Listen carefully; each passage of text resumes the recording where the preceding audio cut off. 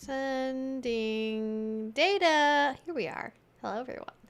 Happy Friday. I almost said Thursday. Thursday was yesterday. Thank you all so much for being here. Oh my gosh. I knew there was something I was forgetting. I was like, I had everything set up in advance like 10 minutes ago. I did some quick vacuuming and I was like, there's something. I have everything set up. What am I missing? And it's the dog camera. I don't have the dog camera set up. So give me a second. I need to retrieve the doggo and get the camera. Actually, like, I will say, even if the camera quality is not as good as I wish it could be, it is very easy to use. It's very user friendly. So I'm going to go plug that in real quick because it's literally right there. And then we'll just, that way you all can feast your eyes upon my adorable doggo.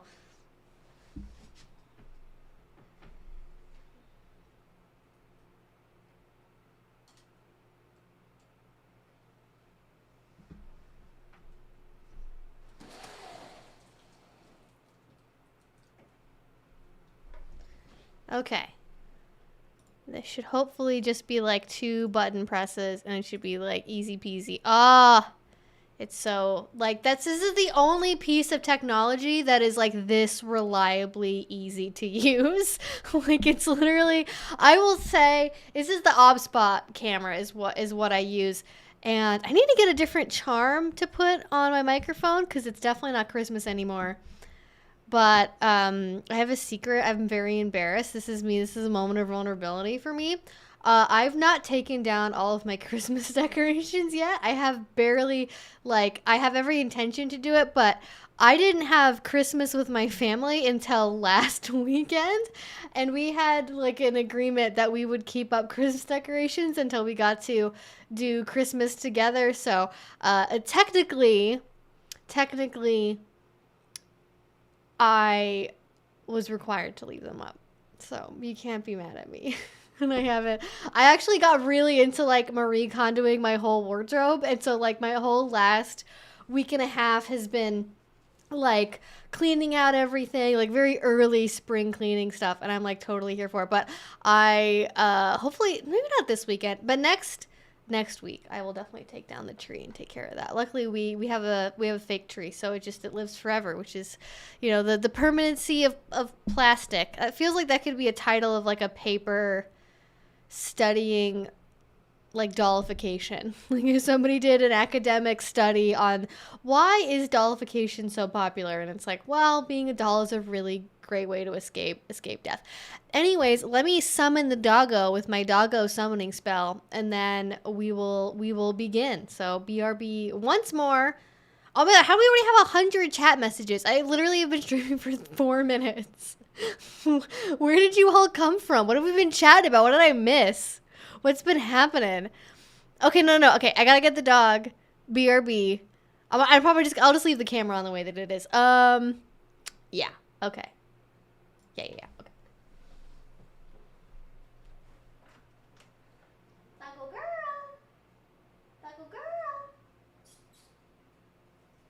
Good girl. Yes, there we go. Yes, my pretty baby. Yes, hello. Come hither. Oh, so good. Oh, such a good baby. There she is. Hello, sweetie. How are we? Oh, look at the tail going. Yes, ma'am. Hello, so good. Your people have missed you. Your people have missed you, Miss Bandita. There we go. All right. No free feet pics because I'm wearing socks. Ha. No, I love it. It's always a funny. It's the camera is like so zoomed out right now. It's like kind of comedic in its own way.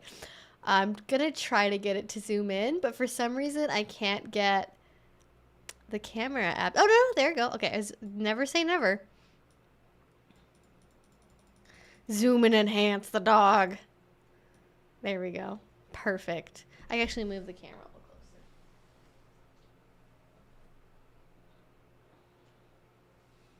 closer. He's looking directly at it. Oh my god. I am so lucky. If I had an office job, I just had this picture in the corner, I'd never get fired.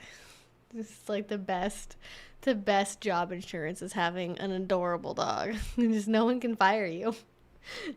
Well, that's not true, but I like to imagine it is. You just have Christmas decorations up a little early for 2024. Maybe, yeah, that's a good point. First stream, welcome. Gotta get the Pokemon center of the frame. Exactly. Yeah, it's Pokemon Snap. Or, I don't know, actually. I haven't, oh, God. It was like the first Pokemon game I ever, like, I didn't even play it. I watched another kid play it. It was like some kid, I didn't even like kindergarten. But I was like fascinated. I was like, you can play Pokemon as a game? That blew my mind. I know, she's in like full hibernation mode. She does not like walking in the snow, I discovered. And ice, not a fan. Not a fan at all. So let's go ahead and get into it, y'all. How we been? Thank you all so much for spending a little bit of your Friday night with me. Oh, is this stream bitrate a little low for y'all? Can you guys see me okay? I just realized that I don't know what is happening. I thought that I had fixed this, because it hasn't been a problem on Vimeo or Twitch, but for some reason with YouTube, it does not like to give me full bitrate while I'm streaming. And I don't think it's my internet, but I thought I fixed that. Okay, apparently not. So, if you're new here, hi, hello, welcome. We love having people on the stream. So what we do here is we basically have an interactive Q&A. This is an 18 plus only stream, so at least 18. Please do not be here. We like to make sure this is a safe place for adults to come and chat about dating, relationships, kink, BDSM, polyamory, queer stuff, social media stuff, all that kind of jazz. And I generally don't think it's a good idea to be mixing adults and minors and education about those topics all at the same time. Obviously, you can be a young person and you can be aware that you maybe are curious about exploring certain aspects of your identity or sexuality. This is not a space to do that. I am not a trained professional. I am not like licensed to give advice to children. So if you are one of those people, we had one like a couple streams ago, which was like the first one in a long time. So if you are on the minor side of the equation, you can go to places like Scarletine. There's tons of resources, even here on YouTube, from people that are actually professionals, doctors, licensed people. I really love Sexplanations. Dr. Lindsay Doe is amazing, and she has recently started to make content again. So if you want to check her out, she has literally years of videos about kink stuff, sexuality, gender identity, all kinds of things. So many good resources for that. But just want to make sure that one is out there. Other than that, just for general point of reference, we have rules and FAQ down in the description box below that basically just as a quick summary says like, don't spam the chat.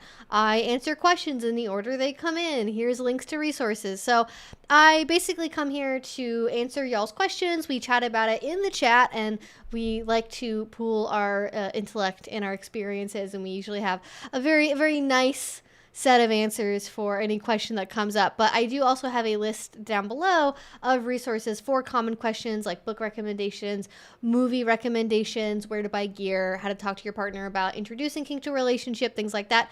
But I'm always happy if you have a specific scenario to walk you through that. Like, let's say, I've been married for 20 years. I've always been into kink. How do I broach that conversation? Or like, I am 19, I'm a virgin, my first girlfriend says that she wants to try kink. What do I do? Like, if it's more specific, I am happy to go through it. I used to have a much more strict rule about like not answering like questions that are answered down below, but I don't know if it's because of my audience maturing or kink education online in general becoming more mature as a subject area, and maybe just YouTube as a platform. I think maybe more beginner stuff is on TikTok. We're kind of more like 105 to like 200 level, not strictly 101. We get into that sometimes, but I like getting down to the nitty gritty, the specifics. I think the details are where all the really interesting bits are. But other than that, just be polite, listen to the mods, don't spam the chat, and don't ask super personal questions, medical questions. Like if you're like, is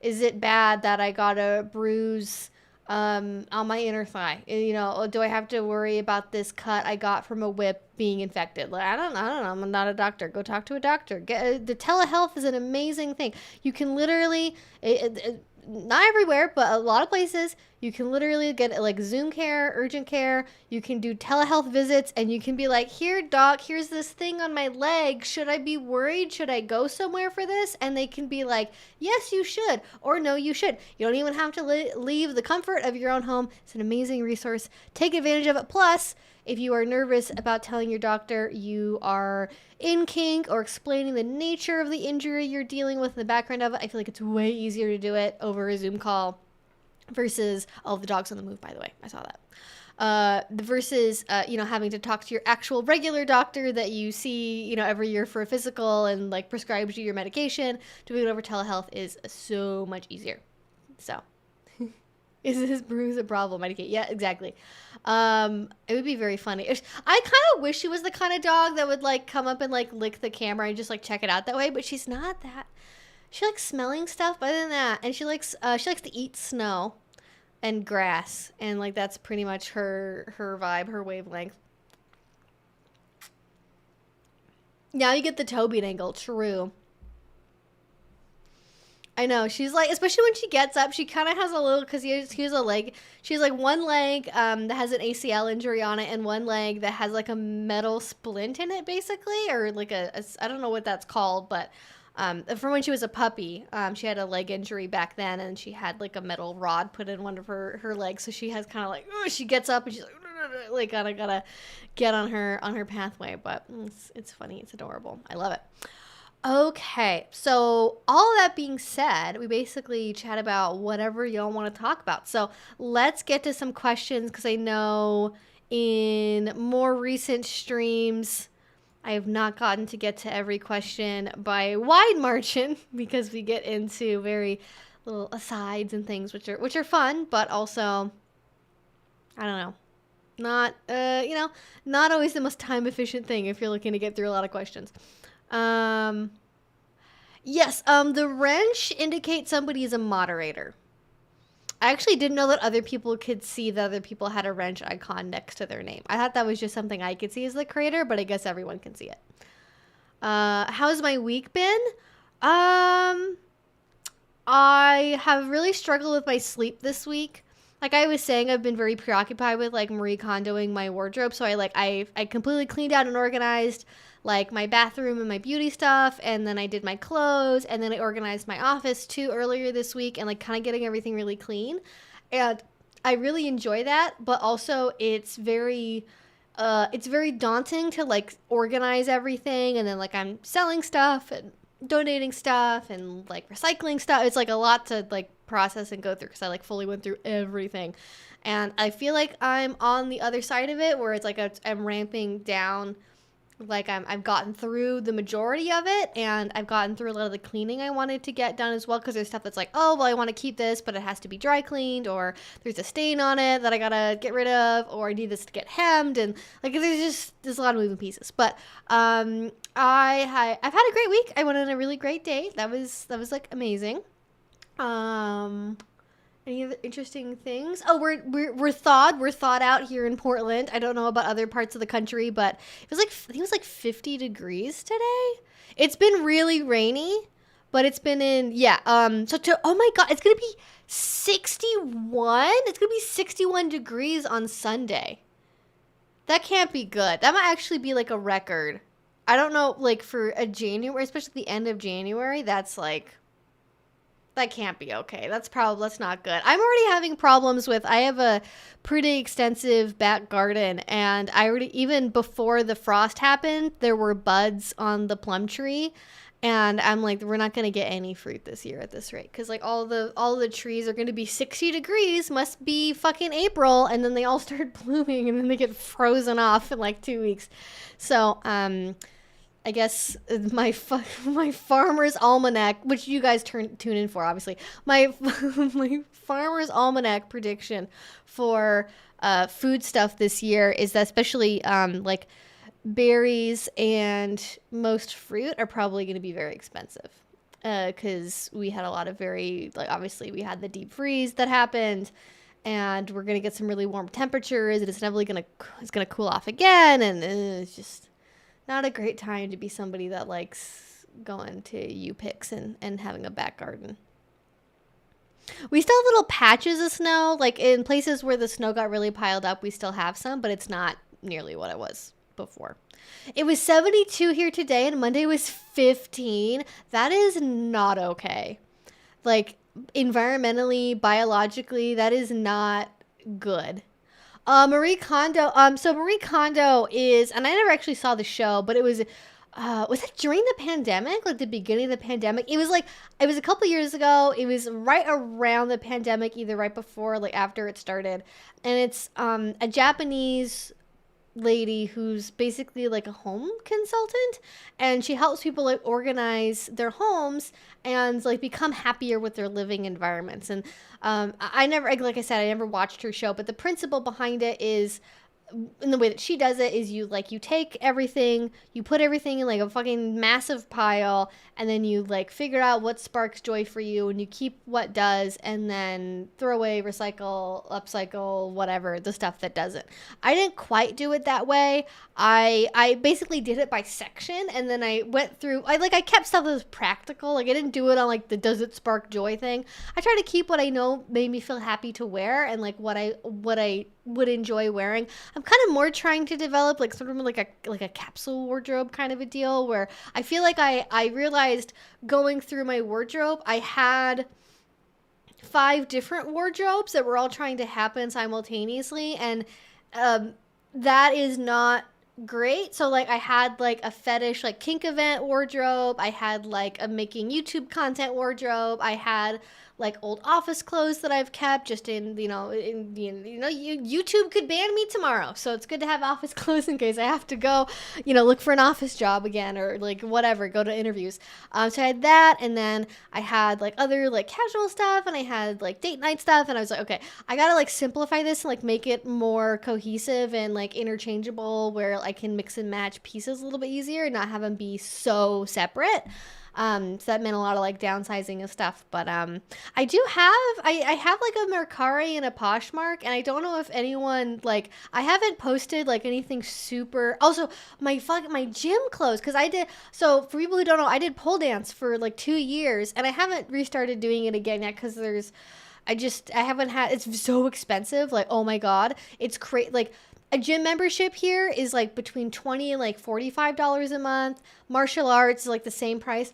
Pole, like a studio pole membership, not even for unlimited classes, for going twice a week, is like $200. Like, just for that. Like, it's, because I would go in Seattle, I had a place I really like going to that I could go to unlimited number of times every week. So I would go like 4 or 5 times a week to take pole dancing classes.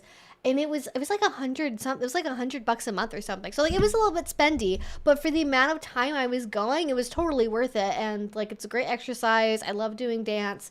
So anyways, I had like a ton of gym clothes, and I just needed to get, I was like, I have twice as many leggings as I'll ever wear. I have like I had too much stuff, because I had stuff from yoga, I had stuff from dance, I had stuff from weightlifting, and you just like simplify, pare it all down.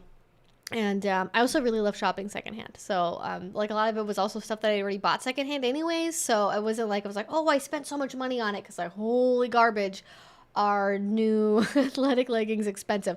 My personal recommendation, though, in case anyone for January was, yes, we're very chatting so far. Because anyone is like, I'm getting into going to the gym. My New Year's resolution is to like get fit, or like maybe I have a degree with my partner, we're gonna try that, or in my dynamic, we're trying to get more fit together, or whatever. My favorite leggings are the pocket leggings from Aerie, which is like so random, but they last forever. I've washed them. I have like pairs I've had for like 3 or 4 years, and I've washed them a million times.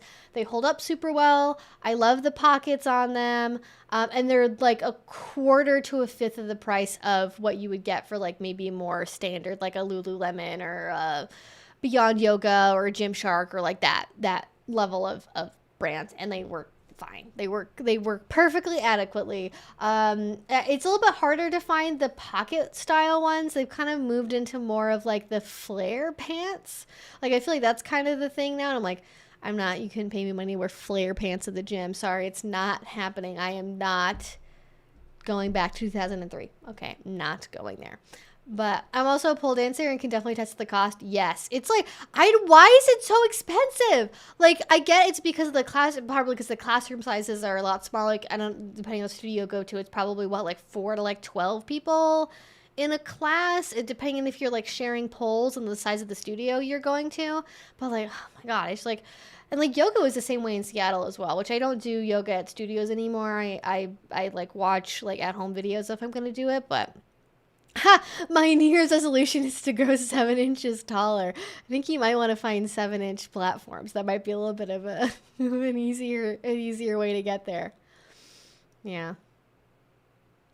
Okay, so anyways, that's what I've been doing this week. And I think when I get to the end of it, it's going to be really awesome. And like I have so many plans to like conquer 2024 and like make it a really amazing year, job-wise, personal life-wise, content-wise. I feel like I'm on like a verge of like a really transformative experience, like getting a lot of stuff like put in place, figured out, getting to a good place with everything. But I'm in the state where like you've pulled everything out of all the closets, everything is all over the floor, and now you're trying to like organize it and sort through it and like make it work again. So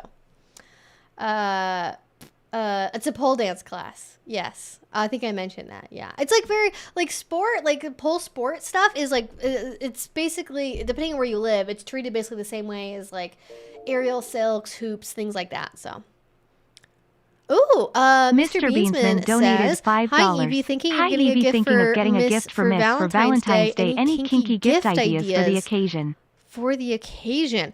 Yes, so many. I did a video recently that was like kink DIY stuff. Would you guys want to see a kinky Valentine's Day content? I don't think I've ever actually made Valentine's Day content before. I don't really think about it. Would you guys want to see that if I made like, I'm thinking in my head I could do like a Valentine's Day scene idea video and then a gift idea video. I'd have to like put those videos out like next week. I'd have to like film them probably this weekend, but I could do that. That could be a thing if people are interested. But for gift ideas, I mean, that's so much. I don't know your partner like that well, so I'm not sure exactly what they would be into.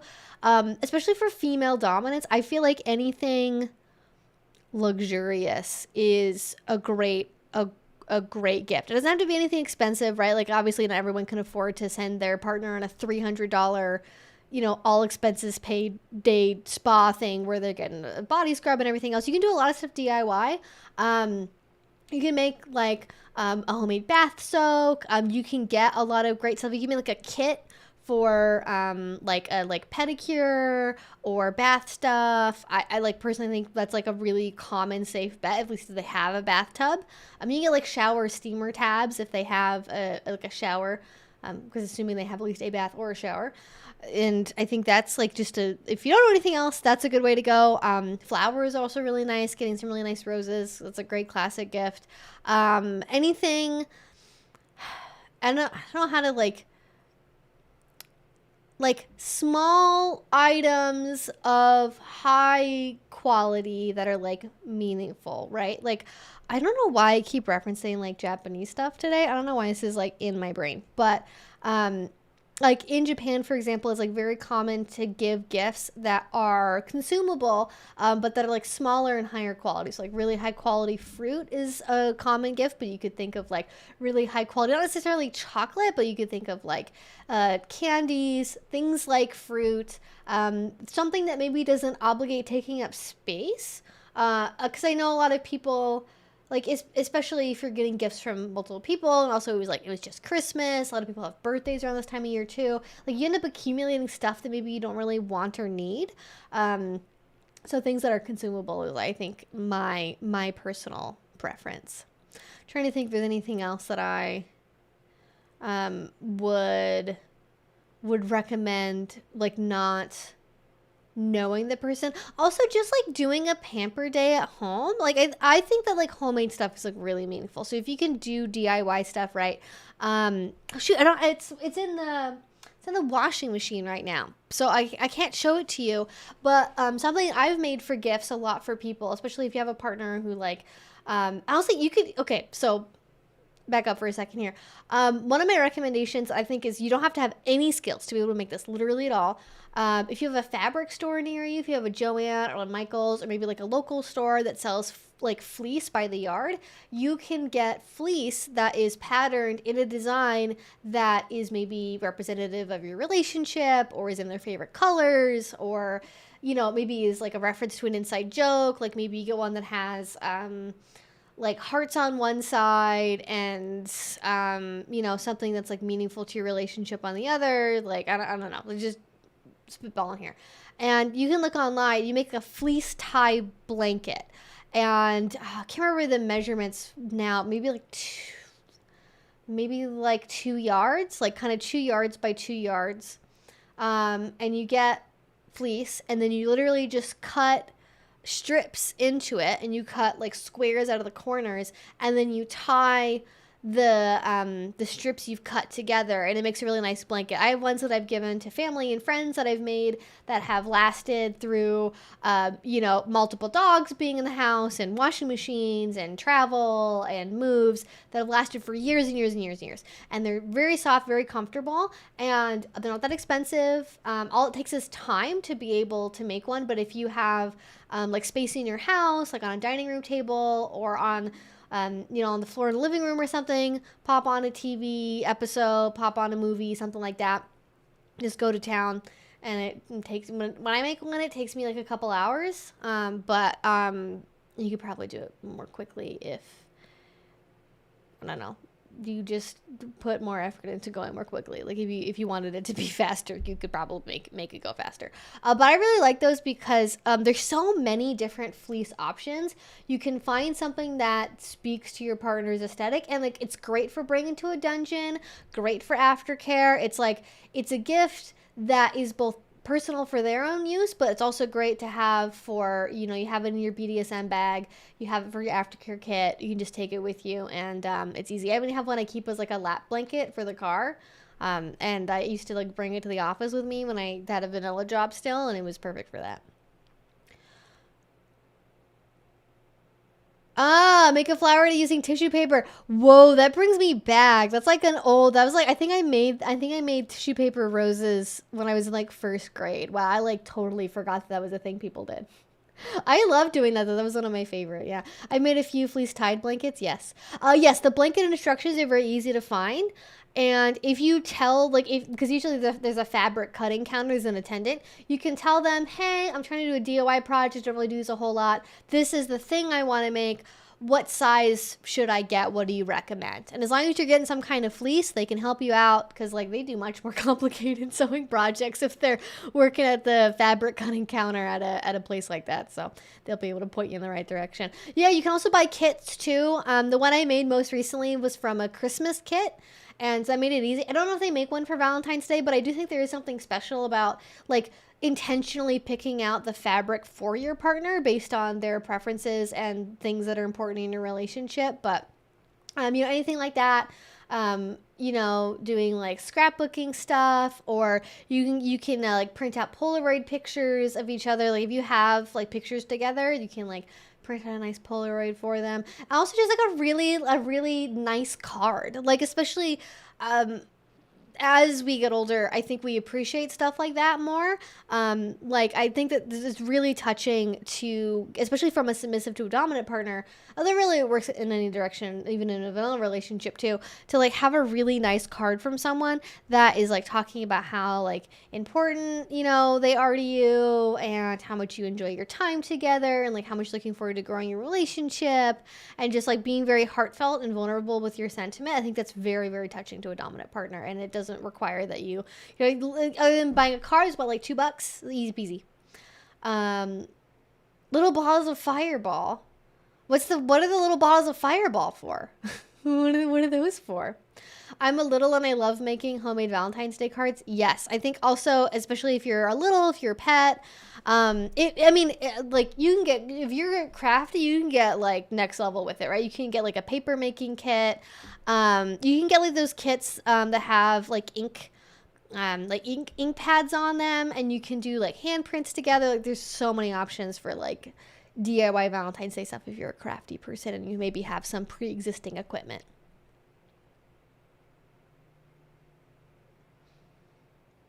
But there's like, you know, just honestly, just fucking go to town. Trying to think of anything else.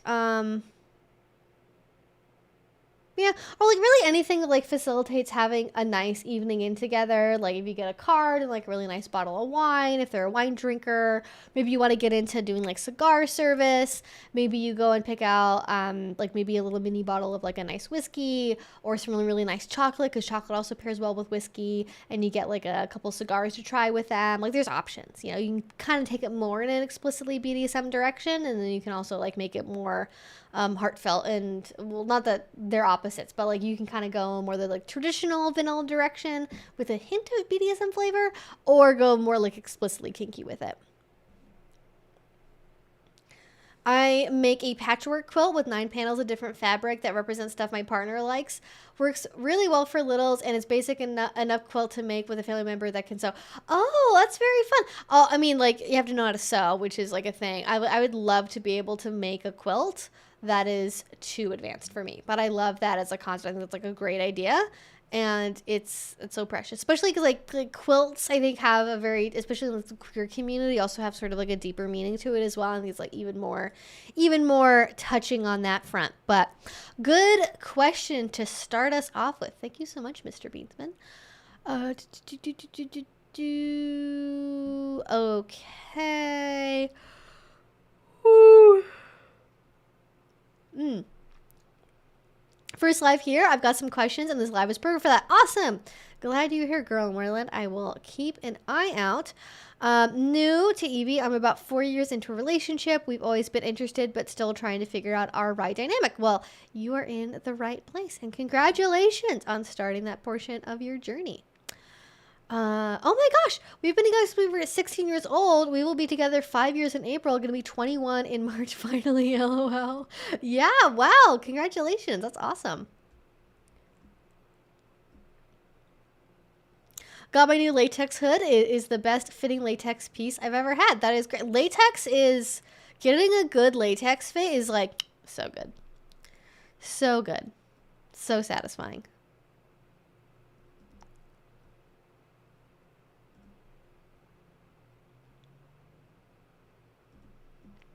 This is like this is like this is like 20 minutes before I started streaming, just like chit chatting.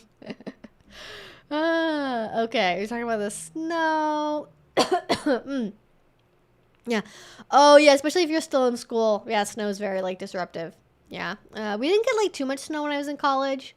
Luckily, I think that did it ever stop class? I don't think it maybe stopped class for like a day or two. To be honest.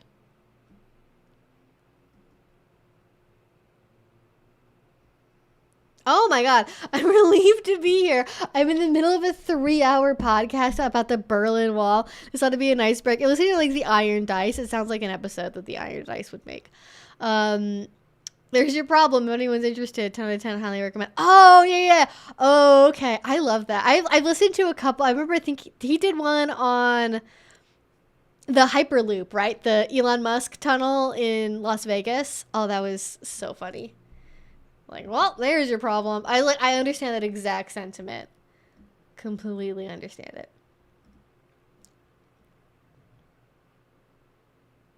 Oh, and we have an 8th anniversary of sobriety. That is amazing. That is no small feat. Congratulations. That is you get applause for that. Hopefully that didn't come across as condescending. I realized that maybe came across as condescending when we died. Like, legitimately, that is huge. That's so good. That's amazing.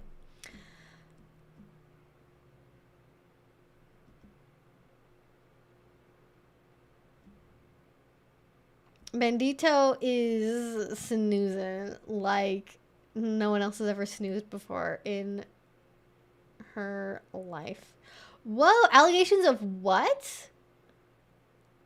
Oh my God. Okay, I'm missing what? Okay, I missed something in like the recent chat. I gotta fucking what? Okay, somebody has a. I do know. There was like some very. So I don't know. Okay, sort of related to this. While I'm looking for a question, I'll just chat about this because like I'm still in the like pre-stream, like beginning of stream, like chitter chatter part of the chat, looking for questions. which is great, by the way. Don't get, I love it. I love the chit chat. Sophie from Mars. I know Luxander has a stream. I don't remember. I don't think it's an actual video. I think it's just a recording of a stream that Luxander did. Sophie from Mars was / is left-leaning / leftist, whatever way you want to say it, content creator who made video essays that, to my understanding, recently had some allegations come out against her about kink relationships that were kinky that involved inappropriate to abusive use of kink in that dynamic, also including the influence of intoxicating substances, I think always at the same time, and like guilt tripping and like a bunch of like just like really like not good stuff. So there's always allegations floating around somewhere, and it's like it's really depressing how common it is. Oh, Vince McMahon. Why is that name so familiar? Who's Vince McMahon? Oh my god. Oh, that's the WWE guy? I mean, I am not surprised, actually, because isn't the WWE like super fucked up and like organizationally, like it's just top to bottom like insanely bad. I overheard part of a Behind the Bastards episode about the WWE, and that's not shocking at all. There's a semi-new CGL YouTube channel called Daddy and Pineapple. Not sure how much educational content they do, but they seem really cool and they know their stuff. I will check it out. Thank you. I always, especially when it's a couple or there's some kind of male and or dominant presence on the channel, like that is so desperately needed on the platform. And not that I would like, if you're submissive and you want to make content, please make it, because like we could use more of anyone making content about kink on YouTube, but at the same time, I think we especially need dominant voices and masculine voices talking about BDSM, because the majority of content getting made about kink is by female submissives, and so we're like, we could stand to have some other people also make content. You know what I mean?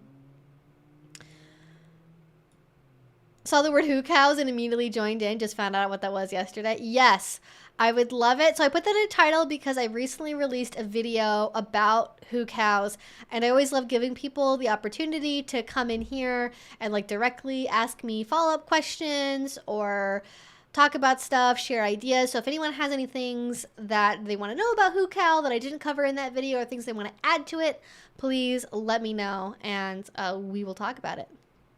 It is not a requirement, but it is certainly an asset. Yes, the doggo camera is, I mean, isn't this stream so much better now that there's like a little doggo going?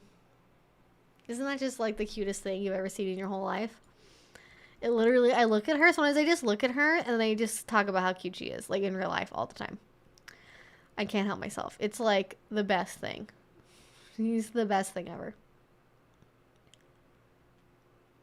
To be fair, my house is constantly Halloween. That's all right, as long as you don't leave pumpkins on your porch all year long to rot slowly over the course of 6 months.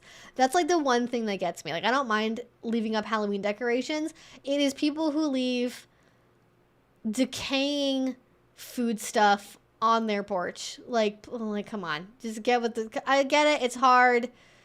They're disgusting, and then you don't want to pick them up because they get disgusting. I get it, but it's not going to get any better the longer you wait. It's not like, think of the delivery drivers have to come to your doorstep and deal with flies flying around your rotting pumpkin, you know? Not that you're doing that. I'm just like, that's like my personal, like, if I was going to be a stand-up comedian, I'd have a bit about that. Like, just as a thing that bothers me because I don't get it. I'm like, it's really that hard to put it. Like, if you don't, even if you don't have a yard waste bin, put it in your neighbor's yard waste bin. Donate it to an animal sanctuary. Pigs love eating pumpkins. Okay, like they can put that shit through a wood chipper. All right, they can turn it into delicious plant food. All right, no need for it to go to waste on your porch, decaying slowly over time.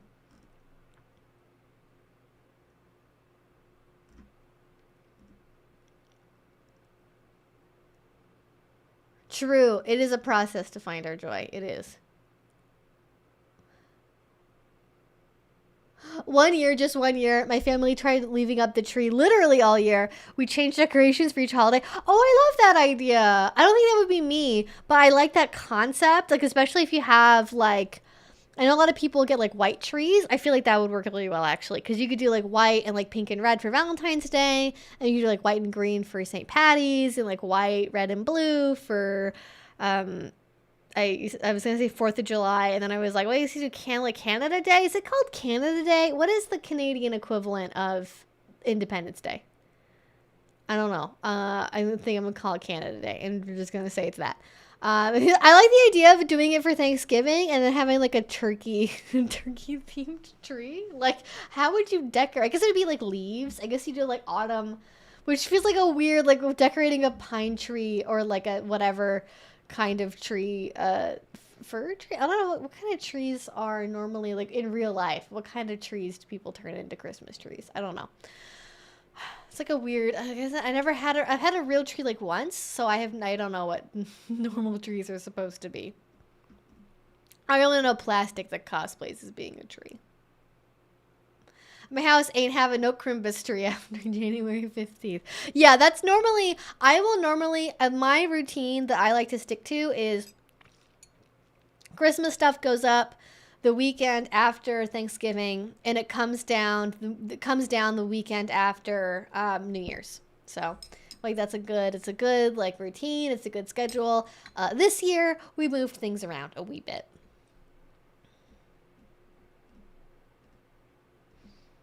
A question. I'm currently brainstorming some spicy toys I can make out of steel, welding student with with access to scrap, and I'd love some sensory electro impact ideas from y'all, Evie. Yes, I have so many. I don't know anything about welding, so I don't know what's like possible for you to do. My favorite metal toys, I feel like metal really benefits from simplicity in a toy. I think if you try to over design it, you end up with like too many breakable pieces or like unintentionally sharp pieces. So like simple is easy. My favorite metal toys that I play with, and I wish I had my toy bag in here so I could show you guys, but I don't. So I'm gonna have to just describe it. Is basically a big aluminum stick. I think that I have one that's 1 inch in diameter, and you can get them anywhere from like 1/2 inch to 1 inch in diameter, and it's literally just a metal cylinder with like a handle on it. Usually it's like you could get, especially if you are working as a welding student, you can get like plasti dip, and you could do it like that. I've also seen them with like faux leather and leather handles. One that's been really popular in the last couple of years they're called like lollipops or devil sticks or something along those lines. Essentially, it's usually like a long thin rod. Sometimes they'll have like internal threading on them, but not always. I have some kind of threading on the end, or it's like directly attached, and you just have a ball, or it could be like a flat disc, or different shapes. I've seen kind of more like rounded rectangular ones, and stars and hearts and whatever. It's kind of like a riding crop, but instead of leather at the end, it's a piece of metal. So I haven't seen one with like a flexible, like in the way that a lot of crops have some whip aspect to them, right? They have a little bit of bounce. These ones are usually solid metal, and they're threaded on, so you get like a metal ball, little like disc, and those are really, really fun to play with because you get a little bit of reach out of them, and they're more concentrated, which you don't normally get with thuddy toys. What else? Those are like the two big ones that are like pretty popular. What else have I seen people do that you could like make out of scrap? Especially if you can make things that are like kind of more rounded and have like softer edges. I've seen people do this with silicone, but you can make essentially like a textured plate that would have like ridges on it, or like I've seen like diamond shapes, studs, waves, whatever, and you can use that for like surface texture or for like grinding on top of, especially if your kink is more in the sensual direction of things. You can also maybe have a way to put it over a glove, and then you can use it for spanking. I honestly Something I would really love to see, Miss Rose's Paddles, they make wooden spanker mitts, basically, and they're very simple. It's basically an elastic strap that goes over your palm, and then it's a palm-shaped piece of wood connected to the strap.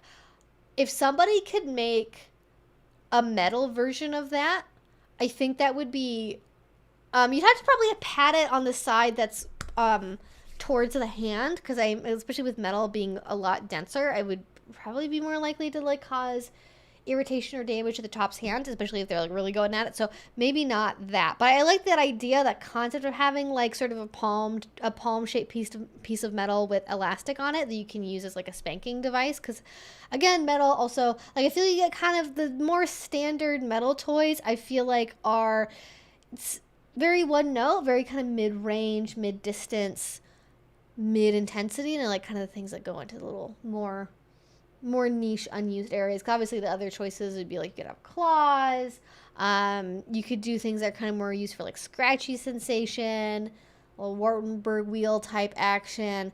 But like, I'm reluctant with sharp stuff because I'm always worried about like sharper metal ends. Like, I don't know if I would, not to question your ability as a welder, but in general, I don't know if I have trouble over like a 3D printed thing. I have a little bit of like trouble like for sharp, non like factory made metal implements. I'm like, I don't know if that's like the safest thing.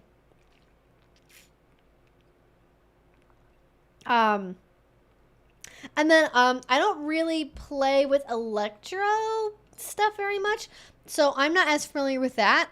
I feel like anything that has like a weird pattern is like cool for Electro stuff. I know I made a noise. I'm so sorry, little doggo. There you go. Put a little snoot down. Yeah, that's basically what I can think of. But I'd love to hear what other people have to say. Lay those ideas on me. Brat's out. Dom grabs metal spanking hand. Evie describes. Yes, exactly.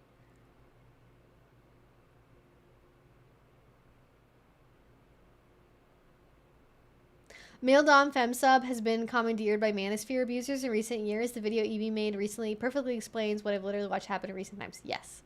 Yeah, it's very sad that I think it's depending on where you live, it is not happening in real life right now, thank God, but also it's because Manosphere people don't leave the house most of the time. So that's also good for us. But I am worried about it. I am definitely going to continue to make videos about Manosphere related content just to kind of, just to have this be a sounding board moment in case anyone's like, oh God, please don't do this. That's a terrible idea. Like, let me know. What I'm currently planning to make a video about, sort of on the docket, is I am going to be making a video that is sort of talking about the response to the first two videos I made, and then responding to some common criticisms, corrections, and or misunderstandings, because I feel like I don't see other content creators do that. And I think that could be a really beneficial thing to do, because I think I didn't know what to expect going as a content creator in terms of the response I might receive from going into that kind of content. And also, I have like a non-zero amount of people that watch my channel that apparently identify as being in the red pill community, which I was not expecting. So I don't know what to make about that, but I'm planning to do that. And I guess I recently saw Matt Walsh, may he rest in hell when he eventually gets there. He made a video. He's made lots of videos before. He does actually, his content is like weirdly similar topic wise to like Blair White, but Matt Walsh made a video recently making fun of polyamorous people, and I feel like I gotta step in and say something about that, because and also, this is the third thing, and this one, if I do this, it's gonna be I need to like figure out how to make this smaller scale, because if I don't make it smaller scale, it's gonna be an hour and a half long, and I have too many other videos that are an hour and a half long that I need to finish editing, so I gotta keep it tight on the editing timeline, you know? But I think what I'm gonna do, sort of as a feeler to kind of put the topic on my channel, and then like maybe use as a stepping stone to make a bigger video about this is there has been a trend recently of, how do I explain this? People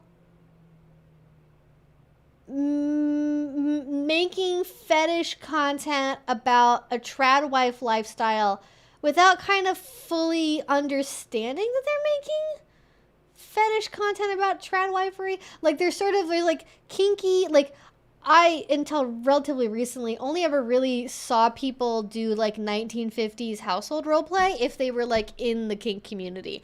And now there's a couple of content creators that have gone absolutely viral on TikTok and Twitter, you know, where they got like these big fake nails on, and they've got, you know, long sleeves that are like really wide and fancy and covered in feathers, and they've like perfectly coiffed makeup and hair, and then they're absolutely fucking failing at making bread with a bread maker, and making homemade jam, and like doing like kind of weird like bougie stealth wealth lifestyle content about being a tradwife. And then when you dig for 5 seconds, you invariably find out that they're part of some religious cult, and like there's no way on earth that woman makes bread more than like once a week when she's making a TikTok, because girly, if you ever worked in a restaurant setting, you know you're not allowed to keep your nails like that.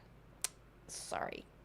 The help is definitely making the meals the rest of the time. But there's sort of this like, there's this weird, I feel like the fucking Always Sunny meme with like the red tape going everywhere and like who's Pepe Sylvia, like when I think about stuff like this, because I feel like there's so much that is interconnected, because there's kind of people who, I think that there's people who are using the tradwife aesthetic to promote their political ideology and take it like kind of like they're kind of like baiting horny young guys into like being conservative.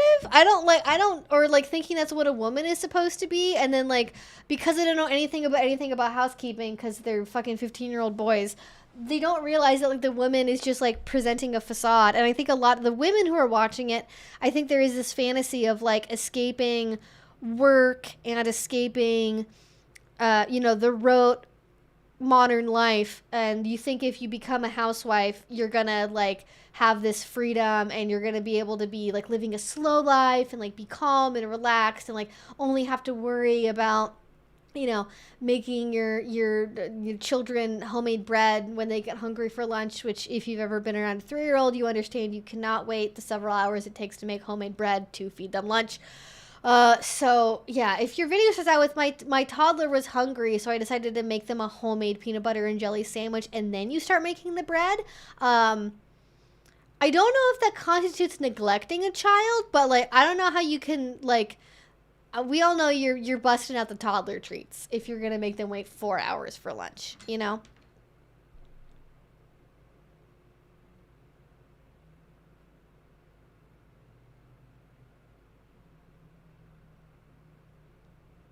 So yeah, there's that trad wife.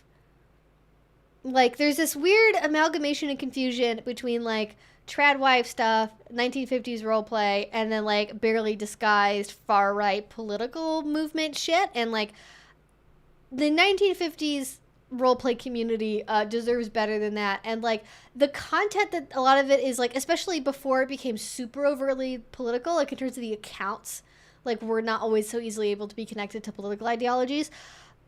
There was a like they were always shot in this way that was like explicitly like kind of fetishy, in the way that a lot of like YouTube garbage stuff is kind of shot, where it's like the woman is clearly like never made homemade jam before a day in her life, and like she's dressed to the nines and like got these nails on, and she's like, you know, see your ass and tits fully out, like fucking she's wearing 2 push-up bras at the same time, like kind of situation. And it's like, you know what you're doing. And you think you're preaching this like wholesome, quaint, like Christian married life, but really you're just like, this is jerk off material for men that like think porn addiction is real and like think they're gonna go to hell. So, and I feel bad for them. Like I say that kind of sarcastically, but also I feel genuinely very bad for men who fall into the shame and guilt spiral around their sexuality and sexual desires, because that creates a negative mental process that is very hard to undo, especially the longer it goes on for.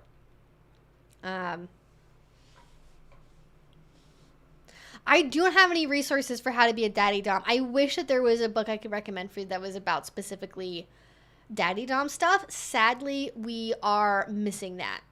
And I can't wait for that to eventually be a book. I would love for that to be like a CGL, DDLG focused kink book. That would sell like hotcakes because we have so much material in the general BDSM community. If we had something on DDLG and CGL, like that could be huge. That could be huge. And it's not going to be me because I don't have that. I'm not in that lifestyle. I don't have those relationships. I'm kind of like aware of it because it shares a lot of spaces with the kinks I do participate in, but not on a personal level. Not for me. There was a story about a woman who divorced her husband because he fell into the trad rabbit hole and demanded she be a trad wife. Yeah. It's like a whole thing. So I want to, so even me just explaining that like fucking took forever. But I want to maybe make a video talking about like this specific example of like this Tradwife content of like this creator and kind of superficially, not in a lot of detail, going over like, okay, who this person is, kind of starting to peel back the curtain a little bit on like the Tradwife can of worms and just my title I have in my head for the video is like, so is Tradwife content just the kinky stuff? I would love to be able to say fetish stuff or fetish content, but I can't use the word fetish on YouTube. So I have to say something else instead. Maybe a little bit of like a softer way of saying what I really mean. But I would love to kind of start to go in that direction because I think if I fully explored like what the fuck is up with Tradwife stuff and like getting into kind of like the broader influencer culture around it, like that could be a 2-hour long video like so easily. So I want to just kind of start from like a, hey, let's talk about this because I think it is like there is very much I saw another posted by this on Twitter this morning. There is definitely right now a huge like conservative backswing on social media that is being consumed by and made for and made by like younger people, which I find to be really fascinating. And I think a lot of the stuff that we're seeing in terms of like the Tradwife content and this sudden resurgence of skepticism about surrogacy and this desire for like a slow life and stealth wealth. I feel like that's all interconnected. And I don't really know quite how to put all of those dots together at this point, but I think it's because of the content creators who are making that content and the views they kind of all mutually share with each other and the spaces they all kind of swim in together. I think it's hard to say that they're not interrelated in some fashion because, I mean, like I think everyone, to a certain extent, has like fantasies about like, I want to be able to live a slower, more easy life. And some people look at Tradwife stuff and the ideology that goes behind that, and they think that's the ticket to be able to get to that, which is like not the case, sadly. Like, cause even like back, cause also this sort of this like Tradwife homemaker like lifestyle fantasy, also like if you're doing it the real old school way, which is like your ass does not have a social media account, you're not being a hashtag boss babe on TikTok, you're not. I don't even think people really say anymore. But, like, if you're not, like, if you're being a genuine, like, committed housewife, like, you're not posting on social media 5 times a week. You're not, like, you know, doing brand sponsorship deals. You're not on your phone. You're not connected to social media. You're just at home, and you do stuff around the house all day, every day. You don't work outside the home. You just sit there, and you clean underneath the oven, and you bleach the bathroom tile. Okay, and you steam press all of the sheets, and that's your life. There is a reason why people were fucking zooted out of their mind on barbiturates in like the 50s and 60s, okay? This is like women drank Listerine and alcohol-containing moisturizer, mouthwash, just to like get through the day. There's a reason why psychotherapy as a field originally, like, you know, if you watched early Mad Men, like, you've seen an example of this, right? Because Betty goes through this in like season 2 of Mad Men. I don't remember what season it happened. It's been forever since I watched Mad Men. But like women like, it's easy, especially when that becomes, because, like, it's one thing if you can choose to do that amongst a variety of options. Like, you got the opportunity to go to school, you got the opportunity to, like, have a career, and now you're, like, going back and, like, you know, choosing to do other stuff, versus, like, if because what a lot of the people who, like, are showing this lifestyle are proposing, like, what their actual political and or religious advocacy is talking about wanting. This is what they want all women to have to be. This doesn't become a, like, ooh, like, choice, like, hashtag girl boss, you know, being a housewife should also be considered a job. Like, it isn't like that. They think that this is what all women should really be. It's what all women would really want. They'd all want to have 4 kids and only ever be at home and not exist outside the home in a visible way, except for, like, with the neighbors. This is what I think all women are meant to do and should be doing. And so that's why it's kind of dangerous, because I think, like, obviously we can say, like, fuck you, whatever. Women can do whatever they want. That's the whole point of feminism, is, like, being able to have free choice to do what makes you happy. And, like, if this makes you happy, whatever, no skin off my nose. And, like, that would be fine if they also shared that opinion, but they don't. And that's the problem. That's the problem, is they think that all women, if they weren't brainwashed by going to college to get a degree in English, you know, they all want to have 4 kids and whatever. There's, like, just a huge conservative backspace. So anyways, it's just, like, it's a big topic, and it's fascinating, but holy garbage. It is a lot. I really wonder when they will say the quiet part out loud that their ultimate goal is to be establish fucking Gilead. Gilead. I don't remember how to. I think it's Gilead. How does phonics work? I don't remember. I'm kind of losing my train of thought because somebody is currently revving their fucking engine outside of my window, so.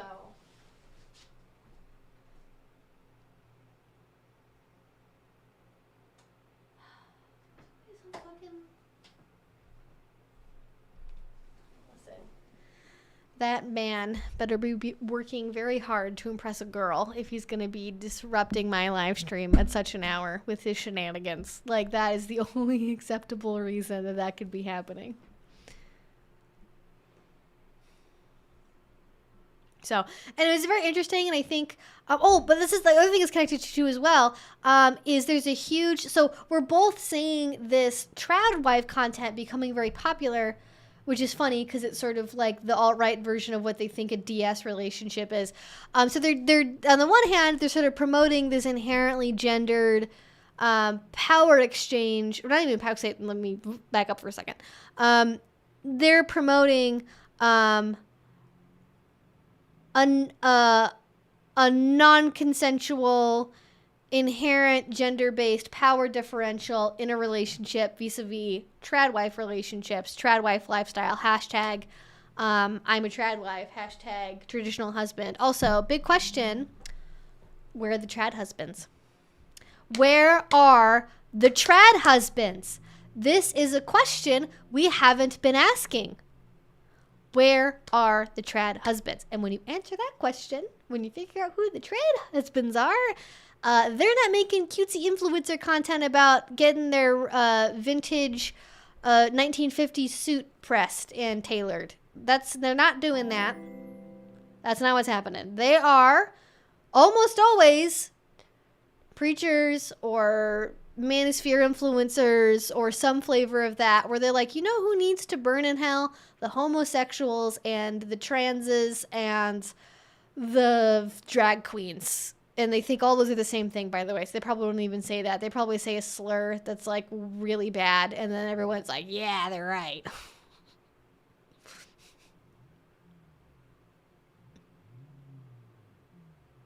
But they're okay. They're good. They're not even going to start quoting Handmaid's Tale.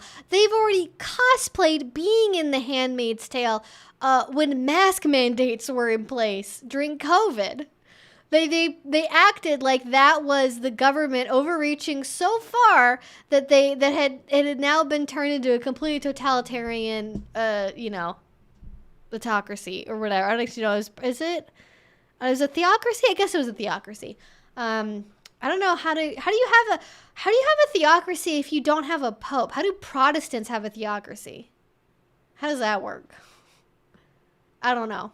I was raised Catholic. I don't know how other denominations handle that shit.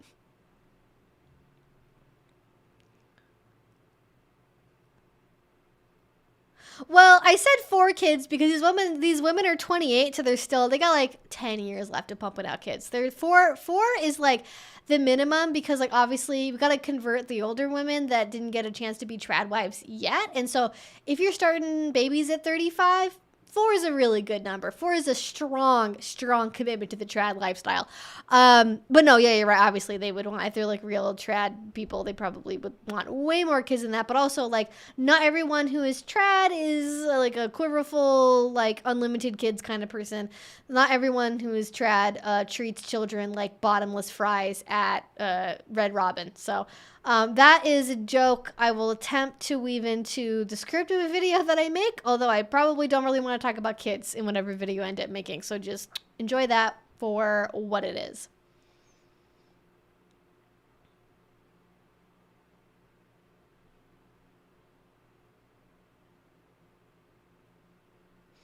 It just uses religion as a foundation for your government. Oh yeah, I guess you could just have like a Senate, but then also have it be religious. I don't understand how that, like, I guess that just doesn't compute in my brain because I'm like, is there like an example of a country that's like has an elected democracy that also is a theocracy at the same time? It's like another thing that happens. Like, I feel like the closest thing we get is like in a lot of European countries is like a conservative, like Christian party. But yeah. Bottomless Red Robin fries are fucking crack. They're so good. But also, treating having children like bottomless fries at fucking Red Robin is like not the way to go. But yeah, I wanted, because yeah, there's the Tradwife content and the Trad husbands, but also what I was trying to say was like people with Matt Walsh, and the like. There is this desire to push people towards Tradwife stuff, which also inherently means like getting married really early, not going to college, not being educated, not having the opportunity to have an independent career. They're doing that. And then also on the same fucking side of the coin, they are also making increasing amounts of content that not only equivocate, but also demonize trans people, queer people, surrogacy, polyamory, kink stuff.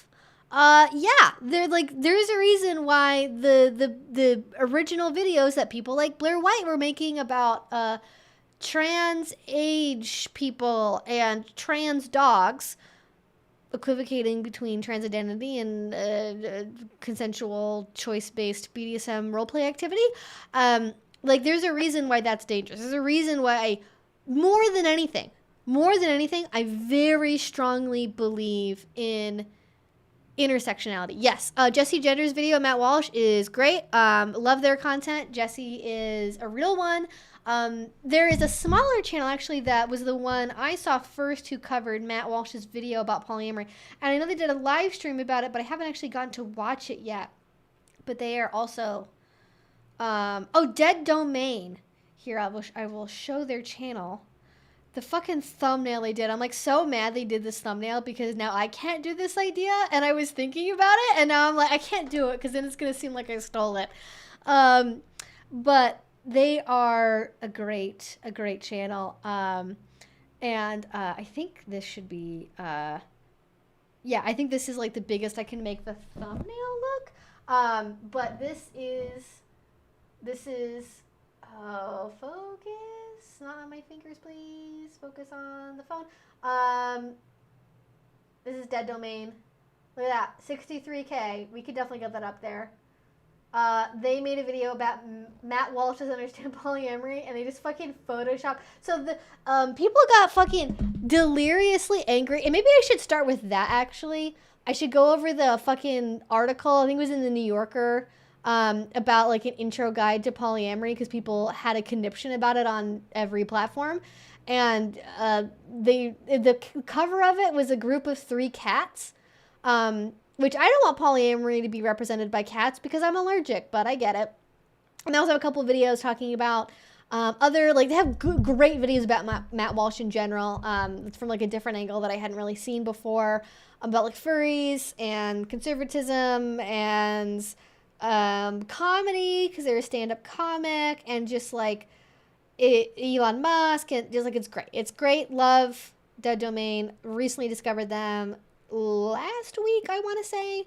Binged so much content. The title of the Matt Walsh video is The Sad Unremarkable Mind of Matt Walsh. I mean, I kind of feel bad for him that he's burned like so deeply, because that's rough. That's rough, dude. But they've been making videos for like 2-3 years probably, I think. It's kind of getting picked up now, which they make great stuff, so, you know, go check it out. I would love to make a video with Jesse Gender. I don't know. I think they're in Seattle, actually. I don't know how we would make that happen. I feel like Jesse is like working with Nebula and is like kind of doing like bigger and better projects. So I don't even know how to like make that happen and what we would do. But also I would do it. So I don't know if anyone like I don't really know, like I see Jesse on like Twitter all the time, but I don't know, like I feel like it's like there's weird etiquette around like collabing with other YouTubers.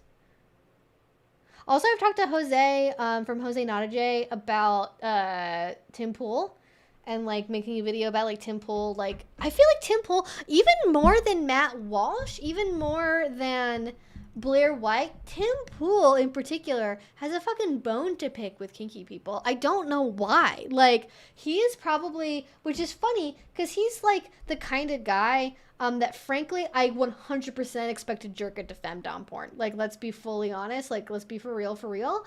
I fully expect Tim Pool to be the kind of guy that like is super into like some kind of weird subgenre like of femdom porn. Not that that in any way should actually bring shame to anyone ever, because human brains are weird and we are designed to get off to diverse things because that is good for our survival, and it should not in any way be a source of shame or guilt for anyone, because it's fine. Basically it's probably fine unless you're dealing with something that like involves harm against people that cannot consent, like, you know, dead bodies or children. You know, that's, talk to a therapist about that, but outside of that, probably good. But Tim Pool is like he's a character. I really honestly think a lot of the anti-kink stuff kind of like got started with him in that arena. I don't know how to put a timeline to it because there's so many of those guys. I don't know. Like I'd have to look at a lot of different channels and timelines and stuff, but he's made a lot of videos. Like he kind of seems specifically to think that like being a drag queen is like a kink thing, and it's like very confusing. It's like, I don't know why it's just like hard to understand that you can just like dressing up and have it not be a sex thing, but I kind of feel like that says something about Tim Pool. That he's like processes dress up and like dance and artistry in like just a purely and wholly sexual manner. We could do pride content. That would be fun. That would be an idea. I like that. I do know a little bit about Star Trek, but not enough to like, I don't know, not at Jesse's level. I'm not like in the fandom. Like I watched Deep Space Nine. I'm watching Voyager right now. I've watched TOS. I watched all the big Star Treks that are like the big popular ones. But I don't really like. I can't like be like, let's talk about queer identity and like kink. I could talk about kink in Star Trek though. Actually, that would be fun. That would be like a fun research project, because the shit people get up to in the holosuite and the holodecks are something else. That would be a great video. He seems like he has issues he projects others onto. I think he probably does, which is like, I have like sort of an uncharitable thing to think about that, but I don't know. I'm just gonna keep that one on the inside. I don't know.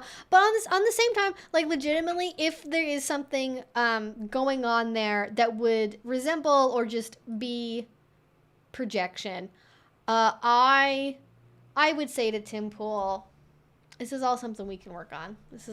We can work with this. I promise, no matter what your kink is, it's not the weirdest one out there. There's always something that's weirder than the thing that you're into, and that's okay. You should just embrace it. Maybe he has a fetish for skate parks. That's why he built one in his basement. I don't know. Whatever he did. I don't actually think it's in his basement, but he did some shit like that. He has like some crazy indoor skate park situation, which I find to be hilarious. Because what else does a person that hasn't matured past 15 do with millions of dollars? They build a skate park inside of a house. Because people that are on Twitch don't ever change. Or streamers in general. But, like, hey, it's okay. whatever you're into, it's fine. You don't have to, it's, you know, you don't have to proactively, like, be shitty to other people that are okay with their interests. You can just, like, be secure in yourself. And then, like, it's totally fine. It's totally fine. I honestly wonder, like, how much of a lot of this stuff for people of such persuasion, I wonder how much of it comes from, like, one time a girl they were really into, like, rejected them sexually because she laughed at him when he, like, asked to do some kind of, like, sex thing. Like, how often is that the villain origin story? Is like, one time I tried to tell a woman I had a foot fetish, and then she laughed in my face, and then I felt so bad that I joined an incel forum the next day. Like, how often is that the timeline? Like, the Ben Shapiro, Matt Walsh, etc. guys seriously think that women in femdom are suffering severe mental illness. True, they are, though. Which is funny, because I feel like even on, like, sort of the far... I'm not a proponent of horseshoe theory, but I do believe it in this one specific context, which is men on the very, very far right and women that are on the far right but think that they're on the far left because they're rad femmes, like people that are confused about their actual position of political ideology. They both have this thing where they're very paternalistic and, like, don't even realize it, where, like, when you bring up, hey, you know that women also do kinky stuff where they're in control and on top, and they both kind of just laugh at it and go, haha, that's not real, or they're only really doing it for the man, or they're delusional, they're mentally ill. One side will be, especially for, like, more of this, the rad femme sort, they will say that women do that because it's still a projection of men's fantasies, and they're only doing it in the specific ways that men like. So even though they're saying they're doing it for themselves and they like it, it's really actually still for men. And so actually you really haven't actually done anything progressive or feminist by being a femdom. You've just served the patriarchy in a different way, and also you're delusional, and also you're acting like a man because you hate femininity, and so you try to act like a man to escape from your femininity, which means acting dominant, because being dominant is an inherently masculine trait, because bioessentialism is something that is a brain disease. So there's that. And then people that are on the far right, they will turn around and then they will say, oh, you know, women are into that because they're delusional. They've been brainwashed by pornography, by their liberal arts college. And then they'll bring up some story about how a college campus somewhere had a talk about kink and sexuality one time on campus and how it was attended by 20 people. And, like, then they have a meltdown about it.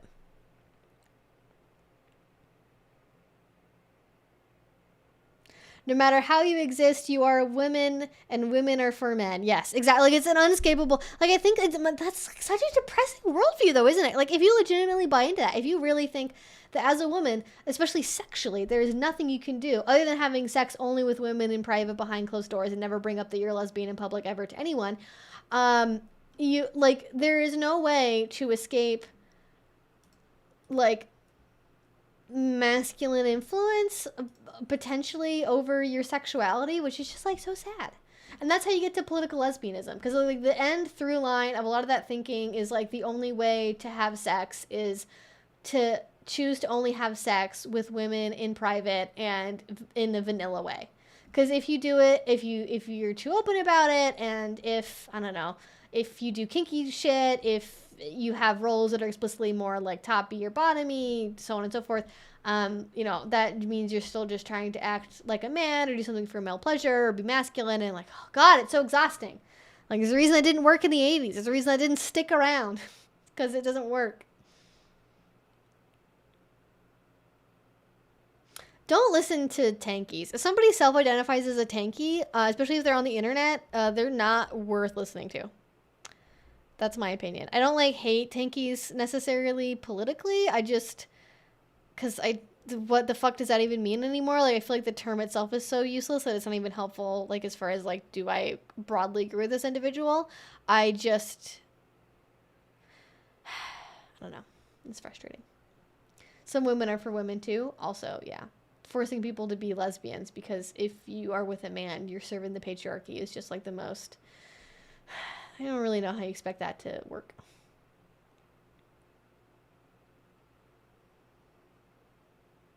Tankies are the only cringe furries. True. All of the furries. No, not Nazi furs. Unless we're saying those aren't furries. They're also... But they also maybe go beyond cringe. So I kind of... Maybe even then. Yeah. Never mind. They've been amended. You're correct. If you get any farther than that, you've moved from cringe into needs to be removed territory.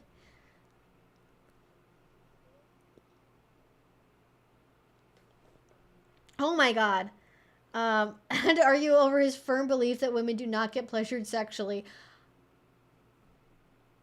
The poor anyone he's ever had sex with. And poor everyone involved, honestly. Just like so sad. A tanky, how do I explain what a tanky is? I will tell you initially, it has become something of like a derogatory term to throw at people that you don't like. So it's a little bit fuzzy, but my understanding of generally a tanky is somebody that is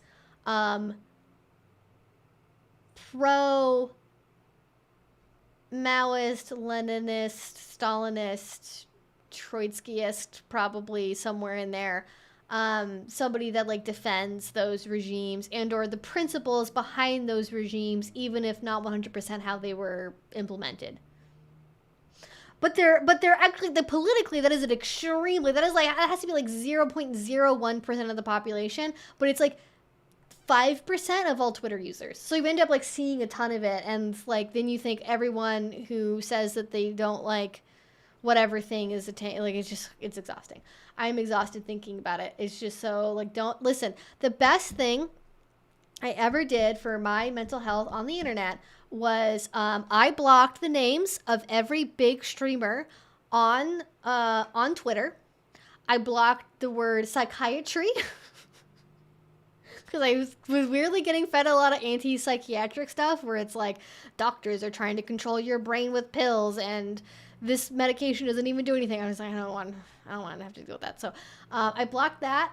I don't remember some of the other words I blocked, but I basically made it so I would never see online political discourse. I wouldn't see any shit about political streamer bullshit. I could just have my peace, and it has been great. And I'm enough to know. I still see enough to know broadly what's going on and like be informed, but I don't have to see any of the like call out bullshit crap that I would normally have to deal with, and it's like made it so much better.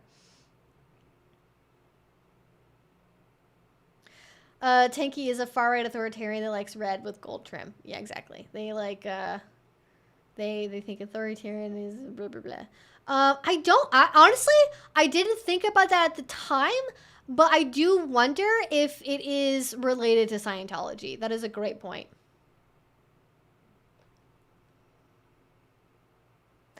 Yes. Thank you. That is a better. I don't think that all Marxist-Leninists are tankies. I'm saying people that are supportive of those regimes and largely uncritical of them and think that they were broadly good are like fall under that label. But it's very fuzzy because again, it's used mostly as a derogatory term, like to dismiss people that are making arguments. So like what it actually counts as is very blurred.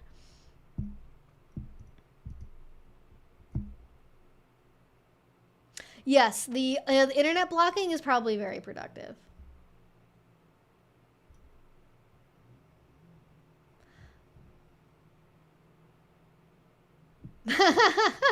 That is a good way to use Twitter, is to just go on there to yell at customer service. The fact that that is like existing as an option, I think justifies the continued existence of Twitter. The fact you can yell at an airline on Twitter and get them to refund you for something is, I think, very beneficial as a thing. How do you know what you do? It's insane. I read a lot. I listen to a lot. I watch a lot of YouTube videos. I talk to people. I don't know. That's how my brain works. Don't ask me to like do like complicated geometry though. I could if I had some practice, I could remember how to do like up to like Calc 2 stuff probably, but when it comes to anything involving like I don't know how to explain, like taking the like figuring out the volume of like a weird shape, like figuring out the volume of an hourglass. I don't know how, like, that shit messes with my brain. That's so much harder. So much harder. Psychiatry-related conspiracy theories are very popular with the broader Christian right. Scientology is just more overtly against it. Yeah, that's true. Honestly, the people I saw that were like anti-psychiatry, it was much more like it was more kind of like granola people that think that like science is like kind of a scam. Like they'll take one thing that is true, which is like this medication is barely better, only just as good as placebo, and they'll take that nugget and then they'll turn it into all of psychiatry is bullshit. Medication is not really that useful. We should stop treating these disorders as something that needs to be medicated and blah, blah, blah. And like, that's like a cutesy thing to think about, like a lot of garden variety, more banal, like mental health problems. When you're dealing with somebody that's experiencing like really intense bipolar or schizophrenia or even ADHD, like medication is demonstrably very helpful to those disorders. And I do not want to hear people basically encouraging people to like not take their medication because someone on Twitter said that actually it's bullshit and just like try drinking more water, you know, like I just can't. Like it's interweaving legitimate critique with like absolute horseradish is my least favorite thing. Like you have a point and then you sailed past the point into nonsense territory very quickly.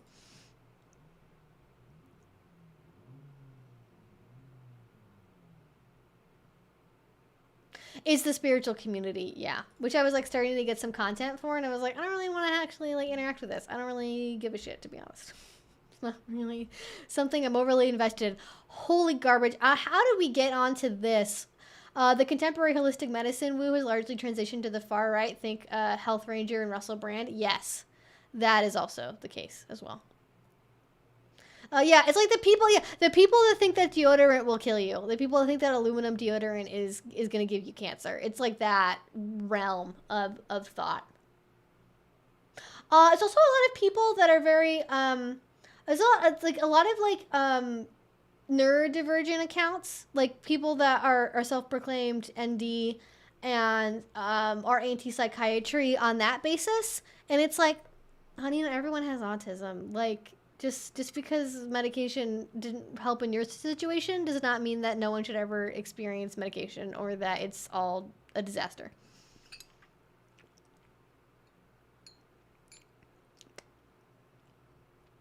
It's like, it's okay. Why can't we just like, I don't care if you like your herbal teas. Like, we can have herbal teas and medicine. Just make sure they don't interact with each other, you know?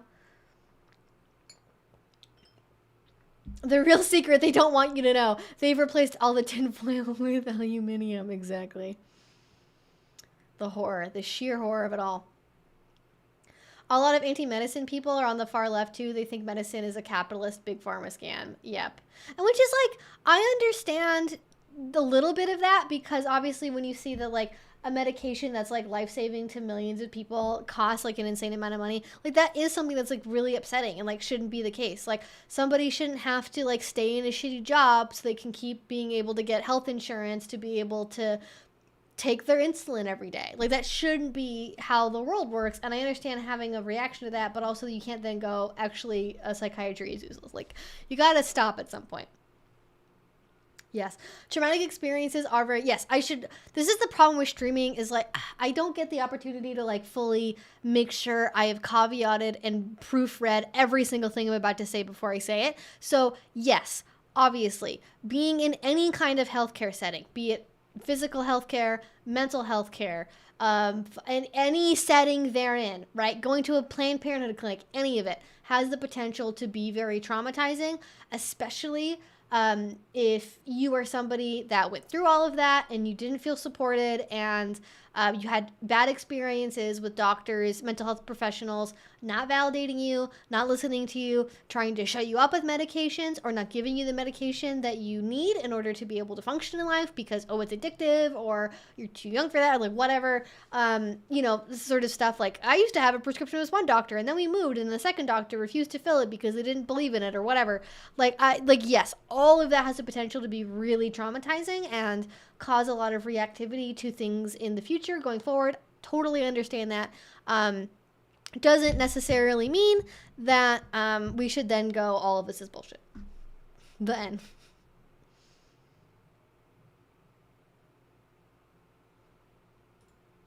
Okay, so I have gone off on completely off the rails. Let's get back somewhere on the rails. I don't know how we got there.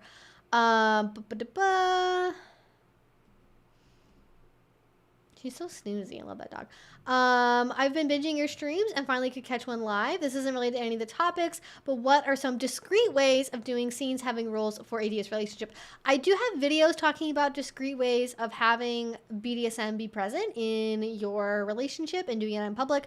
I think text messages are great. I think things under clothing are great, right? So having harnesses under clothing, having a collar on and then having a turtleneck sweater over it, putting on rope bondage underneath clothing, wearing a diaper under clothing, and there's ways you can like compress it down and like make it less visible under clothing, especially if you have the option to wear like skirts and dresses out in public. That's a great way to do it. So just great things under clothing, doing things over text message, having code words is great. Having hand signs to indicate things, also great. So in terms of like, maybe you're going to a restaurant and you decide that like if your partner does this, that means it's time for you to sit down. So they can very discreetly kind of just do this. And that's a way of indicating that it's time for you to sit.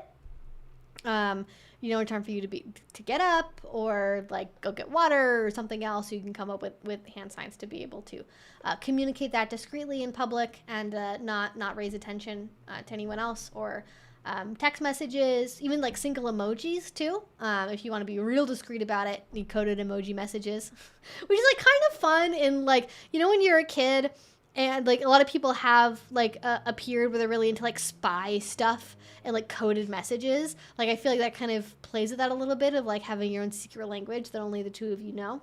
But that is what I would probably go for, as I would look at those things, kind of more subtle stuff in public. And then also, like as an example of using kind of coded language, right? Like maybe in a private setting, if your partner was telling you to get a glass of water for them, they would say, fucking, I don't know. I don't know how to even say that in a way that like wouldn't be like totally appropriate in public. I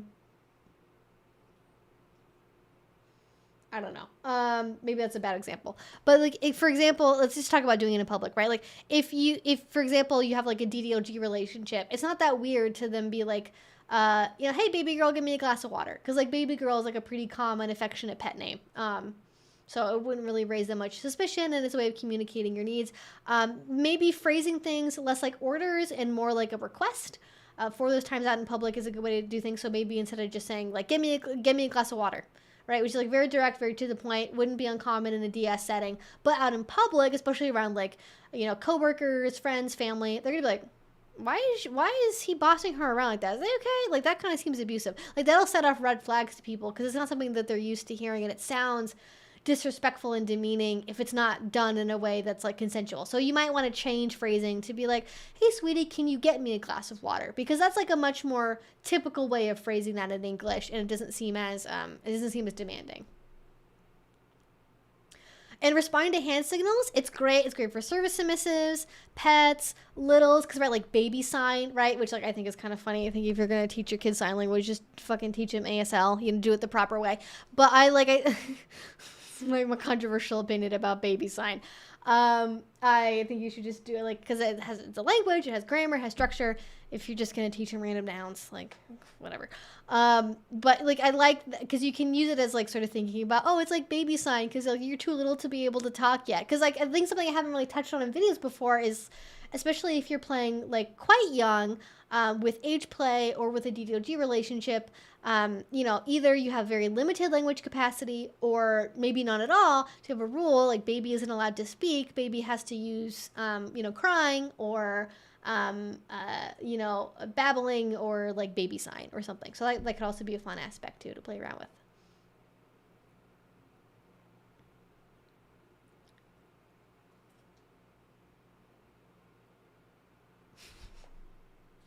A little dog, so cute. When I was in high school, I thought I was so clever writing notes to girls with the first letter of each word moved to the end of the word because it looks surprisingly like gobbledygook. But could they read it? That sounds like something you do. And I believe it. What's the difference between ASL and BSL? Oh, you guys are about to get me on a whole rant. So they are completely different languages. That is the short answer. Is they are completely different. American Sign Language is based on French Sign Language, and it's a whole story why that's the case. But it is. The main difference you will usually see between BSL and ASL, if you like happen to see it out, is BSL uses two hands for a lot more things, especially for signing individual letters, I want to say, whereas ASL is a lot of one-handed stuff, especially for, again, signing letters and numbers are all with one hand, unless you're getting, I think, probably up into like really, really high numbers, if I recall correctly. I think you can still sign it to like 100 in just one hand. But I don't remember past that. I haven't used sign language in like 10 years, so I don't remember a whole lot about it. But yeah, they're basically completely different languages. It's like, what's the difference between Chinese and Japanese? Like, they're just, well, actually Chinese and Japanese have more overlap because of kanji, but grammatically, structurally, they're very different from each other. You thought ASL and BSL were BDSM terms? No, I'm glad there's not overlap there, because that would be bad. And also there's lots of home signs, so like lots of people that either grow up deaf in small communities, or are in like maybe in an isolated deaf school, or maybe are in a family of deaf people, but they don't really interact with like a broader community. Other like smaller kind of home sign that is not really based on anything in particular, or takes influences from lots of things. But yeah, they're completely different. There's some interesting videos on YouTube of like YouTubers that sign, like signing like sentences in each other, like sign language, right? Like, oh, here's how we say Merry Christmas, and they're like, oh, this is how we say Merry Christmas. And sometimes they're similar, but oftentimes they're like totally different, which is funny. And like signs from one language will mean something in the other. And you know, if you're a deaf person, you go to university and you go to especially like a school that has either a large deaf population or just caters to that group in particular, you can take other sign languages as a foreign language because they're that different.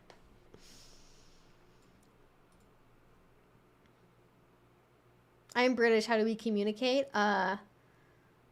Screaming. I don't know. How do you communicate? Do British people even, are they even advanced enough to have language? I don't know.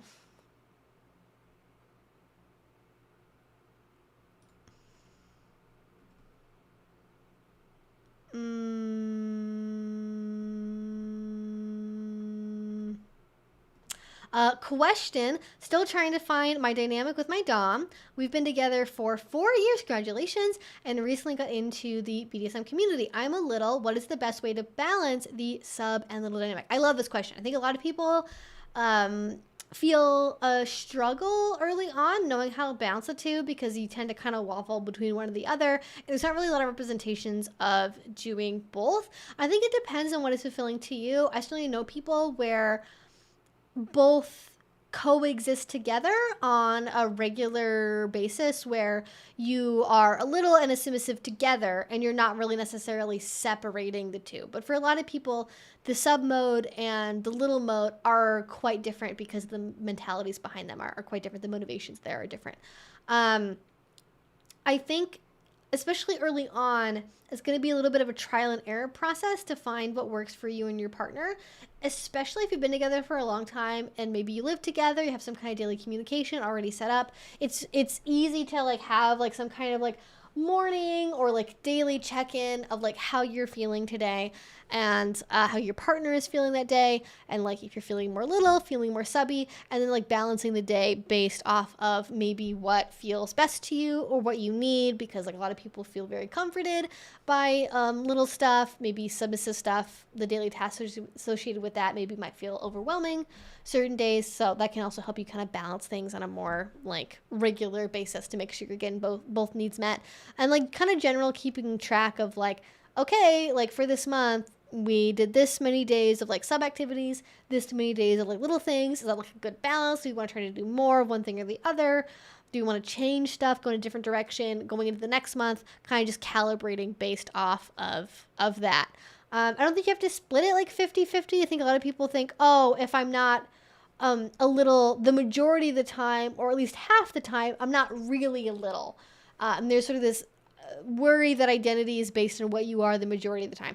I think it's totally possible to be a little and to do little stuff not on a regular basis. Like be mostly sub in terms of activity and then be a little other times explicitly. Because I think also you can infuse little stuff into being a submissive, right? Like the way, like if you're doing service stuff, you can do service submission stuff in a more directly servicey way, or you can infuse it with like little energy. You can be a submissive brat and you can be a submissive little brat. You can be a pet and a little. Actually, I have a video coming out next, like literally this weekend, probably on Saturday. I haven't decided which day yet. I'm going to be releasing a video that is talking about different archetypes of being a little and different ways to do that. So that might be a good video to watch as well. Kind of see, maybe get some ideas for integrating those things together. But for people I know that are balancing multiple hats simultaneously within their kink dynamics, the most common piece of advice I've seen given that tends to work for people is just like regular check-ins. And even if maybe you're not doing explicit verbal check-ins, having some kind of sign or like physical thing you do to demonstrate that you're in like one mode over the other, or want to be in one mode over the other, right? That could be like sending a certain emoji in the morning. That could be wearing certain clothing, right? Like if you have on the pink pajamas in the morning, that means it's little time for the day. Whereas if you have on the black pajamas, it's submissive time. Right. Or even having like a check-in thing in the morning. Like, you know, your dom asks you like, how is my darling feeling this morning? And then you can say, I'm feeling like this, I'm feeling like this, and you can calibrate based off of that. So really the key is communication and balancing. And then as you get more experience with that balance, it's going to be a lot easier, and you're going to have that experience where you don't have to check in as much as actively. You're going to get a sense of when you want to flow from one to the other and find a rhythm and routine that works for you.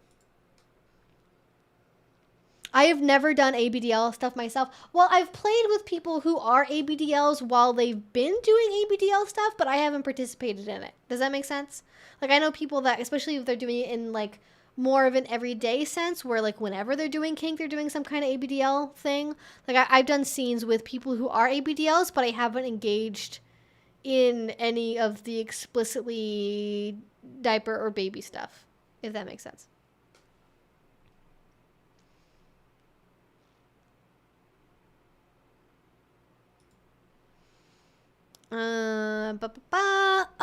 Do you have any thoughts on body hair during kink/play? Have you experienced weird looks if some women have hairy legs or in their places? Sorry, it's a weird question. No, not at all. Honestly, I think the kink community, I maybe talked about this in like an old video about like self-esteem and like body image in the kink community, and like I think the kink community, you see a lot of diversity. Now, on a practical level, a lot of people will like fully shave their whole bodies to do kink scenes, because if you're going to do wax play, fire play, a lot of rope bondage, there's a potential for hair to get pulled on, to get burned, to get ripped out. And like, if that's not your kink, you don't want to have part of your leg hair ripped out by like a stray drop of wax, you know? So so some people will be fully shaved for practical reasons or for aesthetic reasons, but I know a lot of people in the kink community, because the kink community is also by and large also very queer. There are lots of people that like, they don't shave their legs, they don't shave their armpits, they maybe trim stuff and they shave others, but you know, they have a full bush. Like, they got everything across the board. So it's not weird at all. However, caveat as always, that depends on where you live. I can't speak for everywhere. I've traveled to a lot of different places. I think I've seen it be fairly consistent how people deal with body hair and like how people's reactions to it. I don't think I've ever heard of or seen anyone make weird or rude comments about somebody else's choices with their body hair. I'm not saying it's not possible. I don't think it's quite that common. I think honestly, most people are just like, oh my God, look at the hot person getting tied up, beat up, doing the tying up, doing the beating up. They kind of just like, that's what they look at. Like, frankly, when you are in a dimly lit room with the lights all being red and there's play happening, you're not really noticing whether or not their legs are freshly shaved, unless you're the one playing with them, in which case you would see it. But it's not quite a very big deal. But I think that it's good to ask. So, Harry Human here. I've never received any judgment, and I think a lot of other kinksters are pretty neutral, unless they're butt faces. Yeah, exactly. Yeah, unless they're mean about it. Yeah, I think most people are very neutral. I never had anyone. I think maybe some male dominants probably have stronger opinions about it. I certainly know people where they have rules in the relationship about their submissive shaving, and there's oftentimes a kink that people have for like full body hair removal, because on the one hand it's very like controlling, and it's time consuming, and it is very domineering, and a lot of people like they do like that. They think it's sexy to have somebody that's like fully naked. I do kind of feel like we're having a little bit of a swing the other way. I think we're kind of moving a little bit more towards like the allure, not fully, but I think we've gone away from that being the only sexy option to like being more okay with people that have body hair, and like finding that to be attractive for people. Not that that's really something that I like think about or worry about on like a daily basis, but from what I've seen from other people, yeah.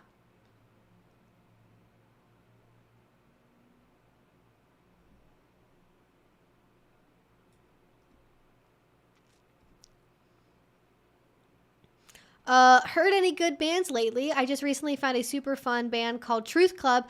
A good listen if you're into that classic sad indie vibe. Another good one is Astrid from the Netherlands. I've honestly been going back and listening to older music. I haven't really been purposely looking for any new bands. I've honestly, so embarrassing.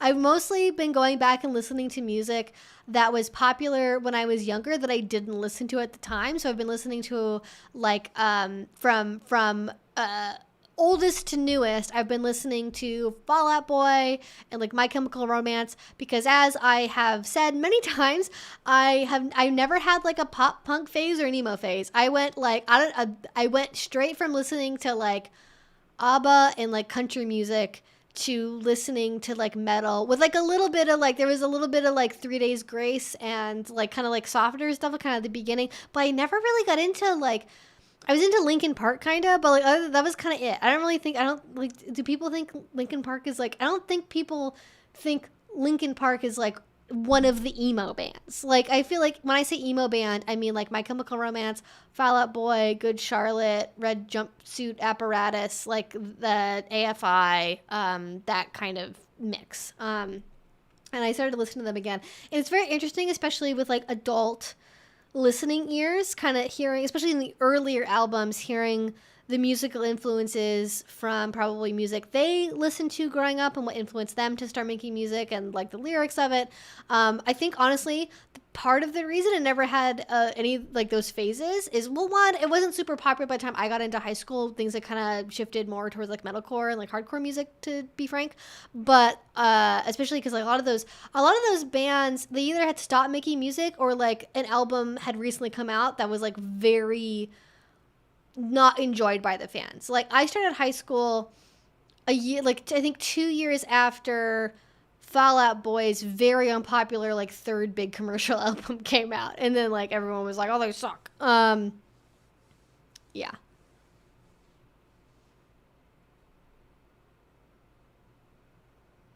Please consider watching the 1969 The Laughing Woman movie if you haven't seen it. I don't know what that is. I will consider it. I'll put it under that. Social Distortion. I did really love Evanescence though. I listened to Evanescence all day, every day. I fucking love that. That was like the one band I listened to for probably like 4 years. Still a big Evanescence fan. I saw them in concert 2 years ago. Amy Lee is an amazing vocalist. Hasn't changed a bit vocally. Still amazing. Still worth going to in concert. Love that music. Great stuff. But yeah, it's interesting listening to that kind of like older stuff and revisiting it and being like, oh, this is like different than how I thought it was. And like some of it is very the same. Like My Chemical Romance is basically nothing but songs all about dying and loving somebody so much that you want to die, and just not a death. And to be fair, I think that my parents would have not allowed me to listen to it had I attempted to at the time. So it probably was all for the best. Oh, God. Is there a difference between scene and emo? Is there like actually a difference?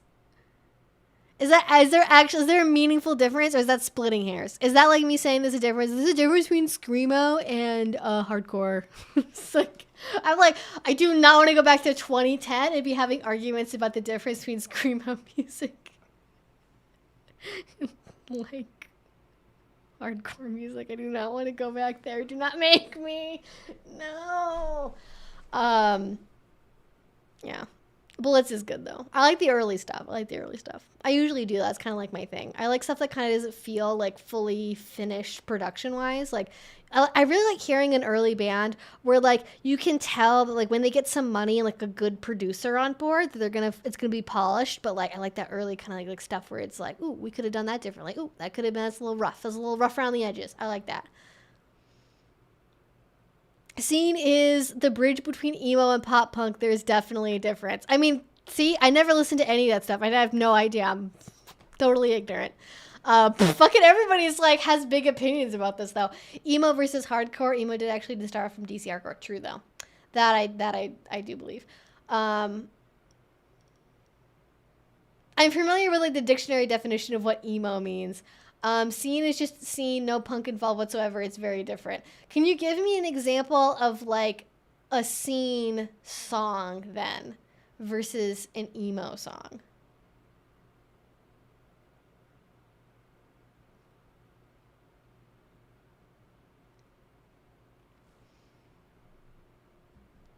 Everyone had a phase like this though, apparently, is what I'm learning.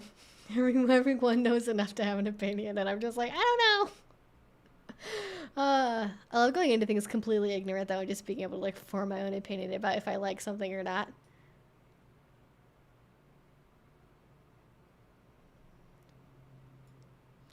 Thoughts on power exchange with little or no protocol. We're talking about how to find a comfortable new way and talking about the idea of focusing on his leadership and authority, but with less rules. I have seen some people talk about this being one of the differences potentially between like power exchange and authority transfer in concept. Like power exchange being something that is much more explicitly structured with like rules, protocol, guidelines, like something's like literally physically typed out. Whereas like authority transfer is more of like a guidepost of like the way this relationship functions is you're the leader, you're the authority, and like I'm the follower. And we kind of use that as our template for how we act in the relationship.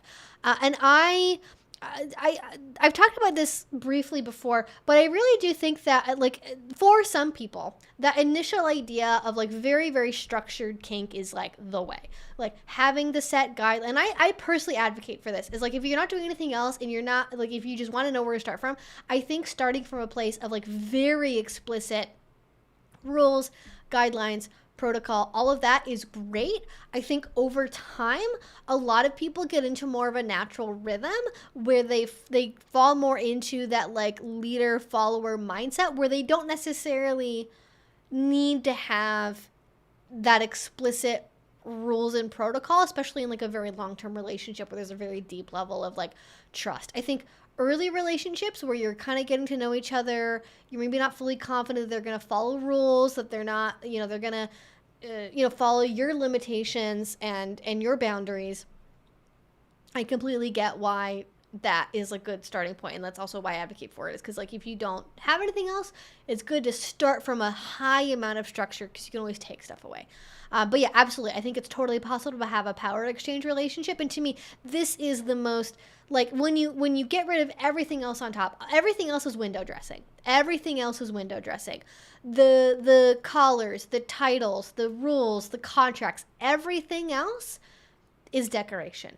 And like the decoration can also be functional, right? Like the icing on a cake is technically also a form of decoration. Does it make the cake taste different in an important way? Also, yes.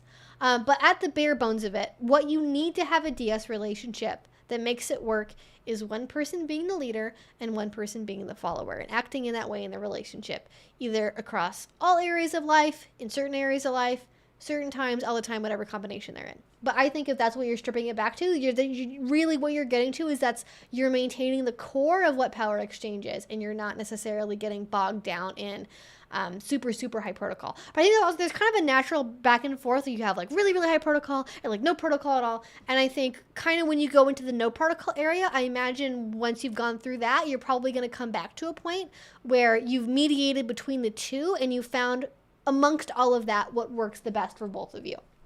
And that could involve very little explicit protocol, or like maybe like a moderate amount. Like maybe not as much as what you had before, but some.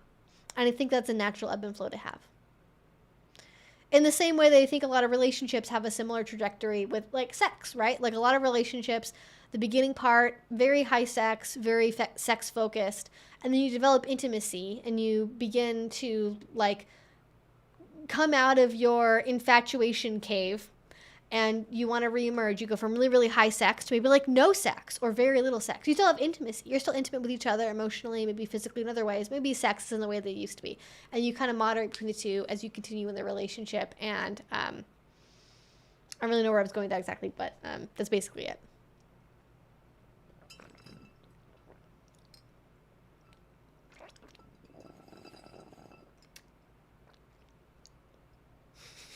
We should have a live stream with the title, "What's the difference between scene and emo music?" And then we all debate for like 2 hours. I have zero opinion on this, but entertaining. Yeah. Yes, Taskmaster is vanilla people doing BDSM or kinky people doing BDSM as a job. Getting away with it.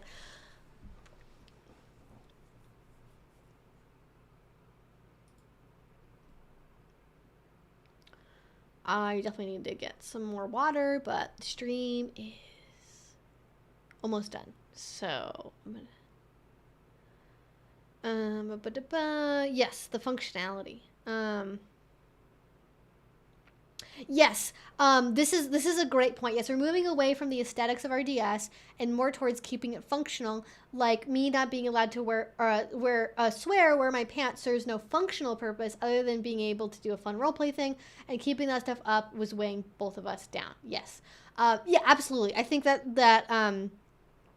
what I'm going back to a cake analogy because I'm just stuck on that in my brain.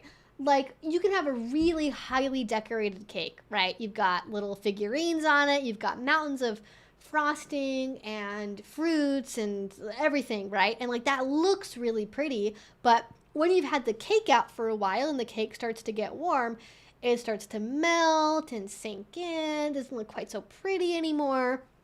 And that might mean it's time to take off some of the extra toppings and just maintain keeping the cake as tasty as possible.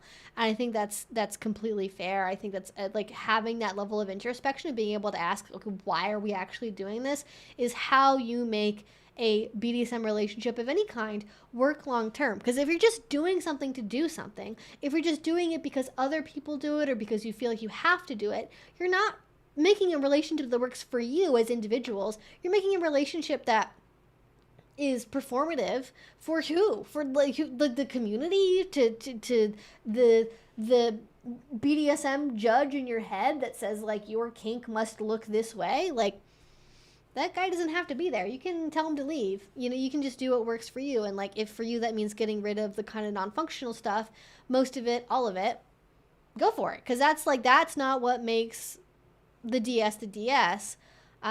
It's that commitment to being in the leader and the follower role, and that manifesting in a bajillion different ways in kink.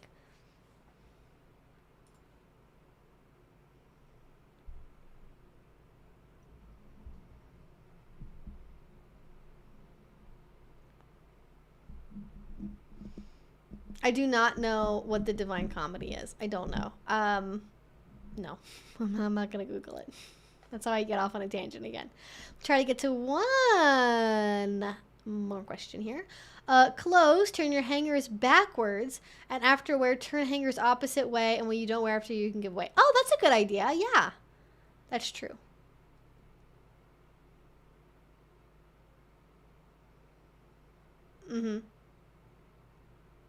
My no apologizing until I'm told to rule is actually helping a bit with trauma. Yes. I think that's one thing too, right? Is like you can't have, it's not that all rules and protocol are like purely fluff and never mean anything or not important at all. If part of your goal in the relationship is like, I want something that'll help me process my trauma. I want to help my partner process their trauma. I want to support them in developing a healthier attachment style. I want to help them have a regular routine in the morning. It can be really simple. It can be really big picture stuff. If that is serving a function emotionally, mentally, physically for you, for your health, for the good of the relationship, that's the stuff you leave in. And also like the kinky shit that makes you hot. If like you've got space for that at the end, but that should be like the end budget, right? That's like you have $100 to spend. You don't spend it all on soda. You should spend most of it on actual food you can eat, and then the treats at the end, and then the treats at the end. So it's like the top level, most important stuff that maintains you, maintains your health and well-being, the relationship health and well-being, and your partner's, in that calculus alongside you evenly in that as well. And then also the kinky shit that makes you hot and like motivates you to keep doing the thing. And then anything else that doesn't fit in one of those categories, you get rid of. Okay, I am getting a video idea in my head. And this is great. I think this is a really, really good subject to talk about. Like, modifying a DS relationship. Like, you've been in a DS relationship for X number of years. Like, now what? Like, adjusting a DS relationship can be so scary. And I think thinking about it in this way of like, maybe even kind of using that Marie Kondo analogy of like dumping everything onto the floor and then like really picking up what works for you and then leaving what doesn't. And then how to evaluate what is working for you and like what the bare bones actually are. I think that's like a really good idea. I've talked about this in kind of like similar videos before, but I think revisiting it is a good idea.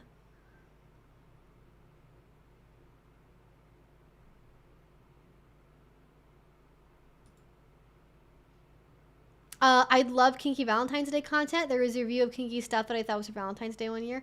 Oh, yeah, I remember that. It was a long time ago. Kinky Valentine's scene and gift ideas. Oh, actually, right. I did do I have like 400 videos. I forget videos I've made sometimes. Yeah, you're right, actually. I think I do. Maybe I did do... now I'm picturing the thumbnail for a Valentine's scene idea video. Did I do a video about gifts, though? Maybe I'll just do a gift idea video. I think I'll do a gift idea video. Because you're right, I did do a scene idea video already.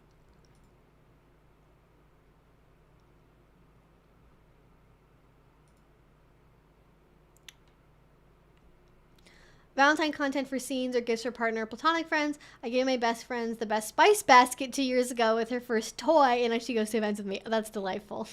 And now I want to know if the toy was spice related in some way, if that was just completely unrelated. Trying to think of how you could use a mortar and pestle in like a kink setting. Like I'm just like, how would you get that? Yeah, minimalists are very preachy sometimes. I get that. But I appreciate the channel recommendation. Thank you. Our plan right now is more like a less concrete DS dynamic, like me submitting to his authority and providing service such, but without such strict control. Yes. Great.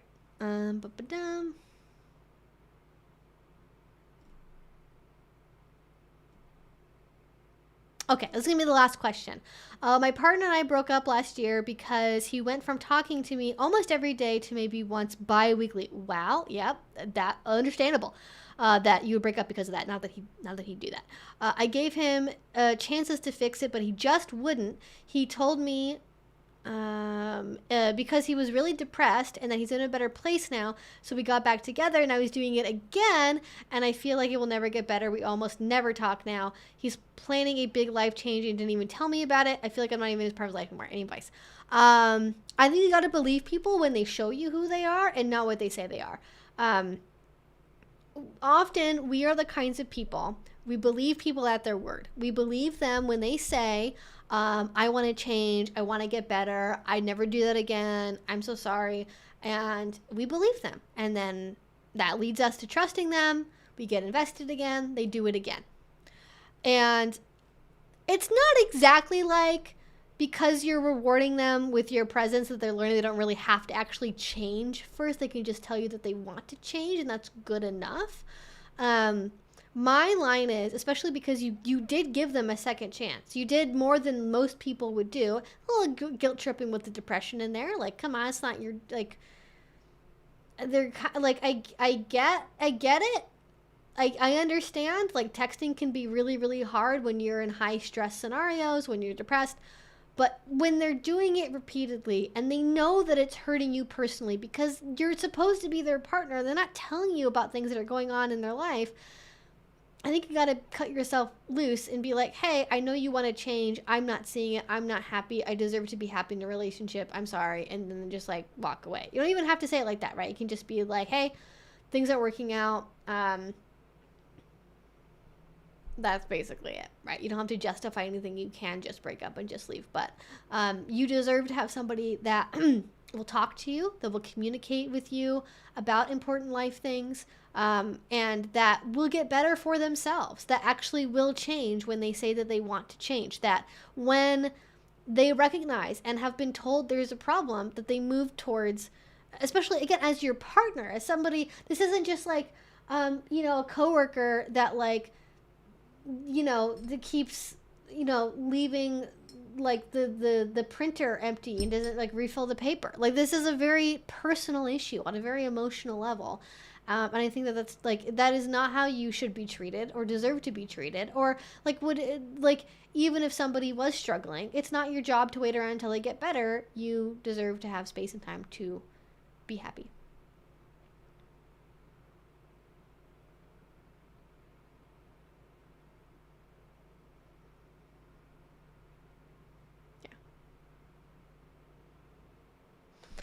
Okay, so I think, I don't know if there's anything else I really want to add to that. I just feel like it's very, like, I think you know what the answer is. I think you want to be validated that you're making the right choice. If I had to guess, like, if I was in a similar position to you, I think if you want to leave and you're not feeling happy in the relationship, this is something that's been very helpful for me in previous situations. You don't need a bigger reason not to be with someone anymore. Not being happy in the relationship and not getting your needs met is justification enough. It's like a relationship not making you happy is enough by itself to not stay with someone. They've told you time and time again, and they've shown you time and time again that they don't live up to your expectations, to their own expectations, and if they're not making concrete improvements, like, you can, like, I'm not saying never believe anyone when they say they're going to change, but, like, if they literally are just doing the same problematic behavior for extended periods of time and they're not showing any real commitment to change, they really don't want to change it. Like, at some level, maybe on a level they can't even really admit to themselves, they don't really want to change.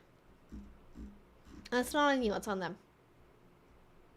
I think it's totally fair to feel guilty about that, especially when you're dealing with a partner that has mental health issues.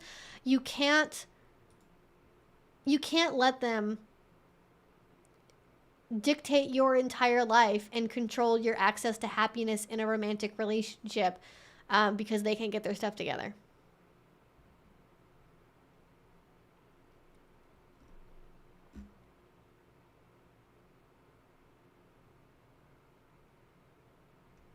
All right. Well, it's after 8, so I think it is time for me to go. Thank you all so much for hanging out with me on this Friday evening. I had a fantastic time. We suddenly got off on a massive 20-minute tangent about emo and scene music and punk. I don't really know what was going on there. I was just trying to answer some questions. But try to be nice to each other. I know music stuff is very very personal, very emotional, and hopefully we can do it. So. Yes, just embody Bandit. Look at her calmness. Look at her floof. She's unbothered. She doesn't know what music is. All she knows is stretch and be cute. That's all she knows. Just stretch and be cute and lick. She knows lick and squirrel. She knows squirrel. That's more or less it. But that's gonna be it for tonight, guys. Thank you so much for hanging out with me on this Friday evening. If you have tuned in at the end, you can always go ahead and watch the replay when that becomes available. I do leave these streams up unless something weird happens or like a tech issue or whatever. yeah, so that's going to be it. Thank you so much, guys. And I will talk to you soon. Bye. Yeah, I know. You know when I say goodbye, huh? You're like, oh, okay, we're done streaming. She gets it. She knows.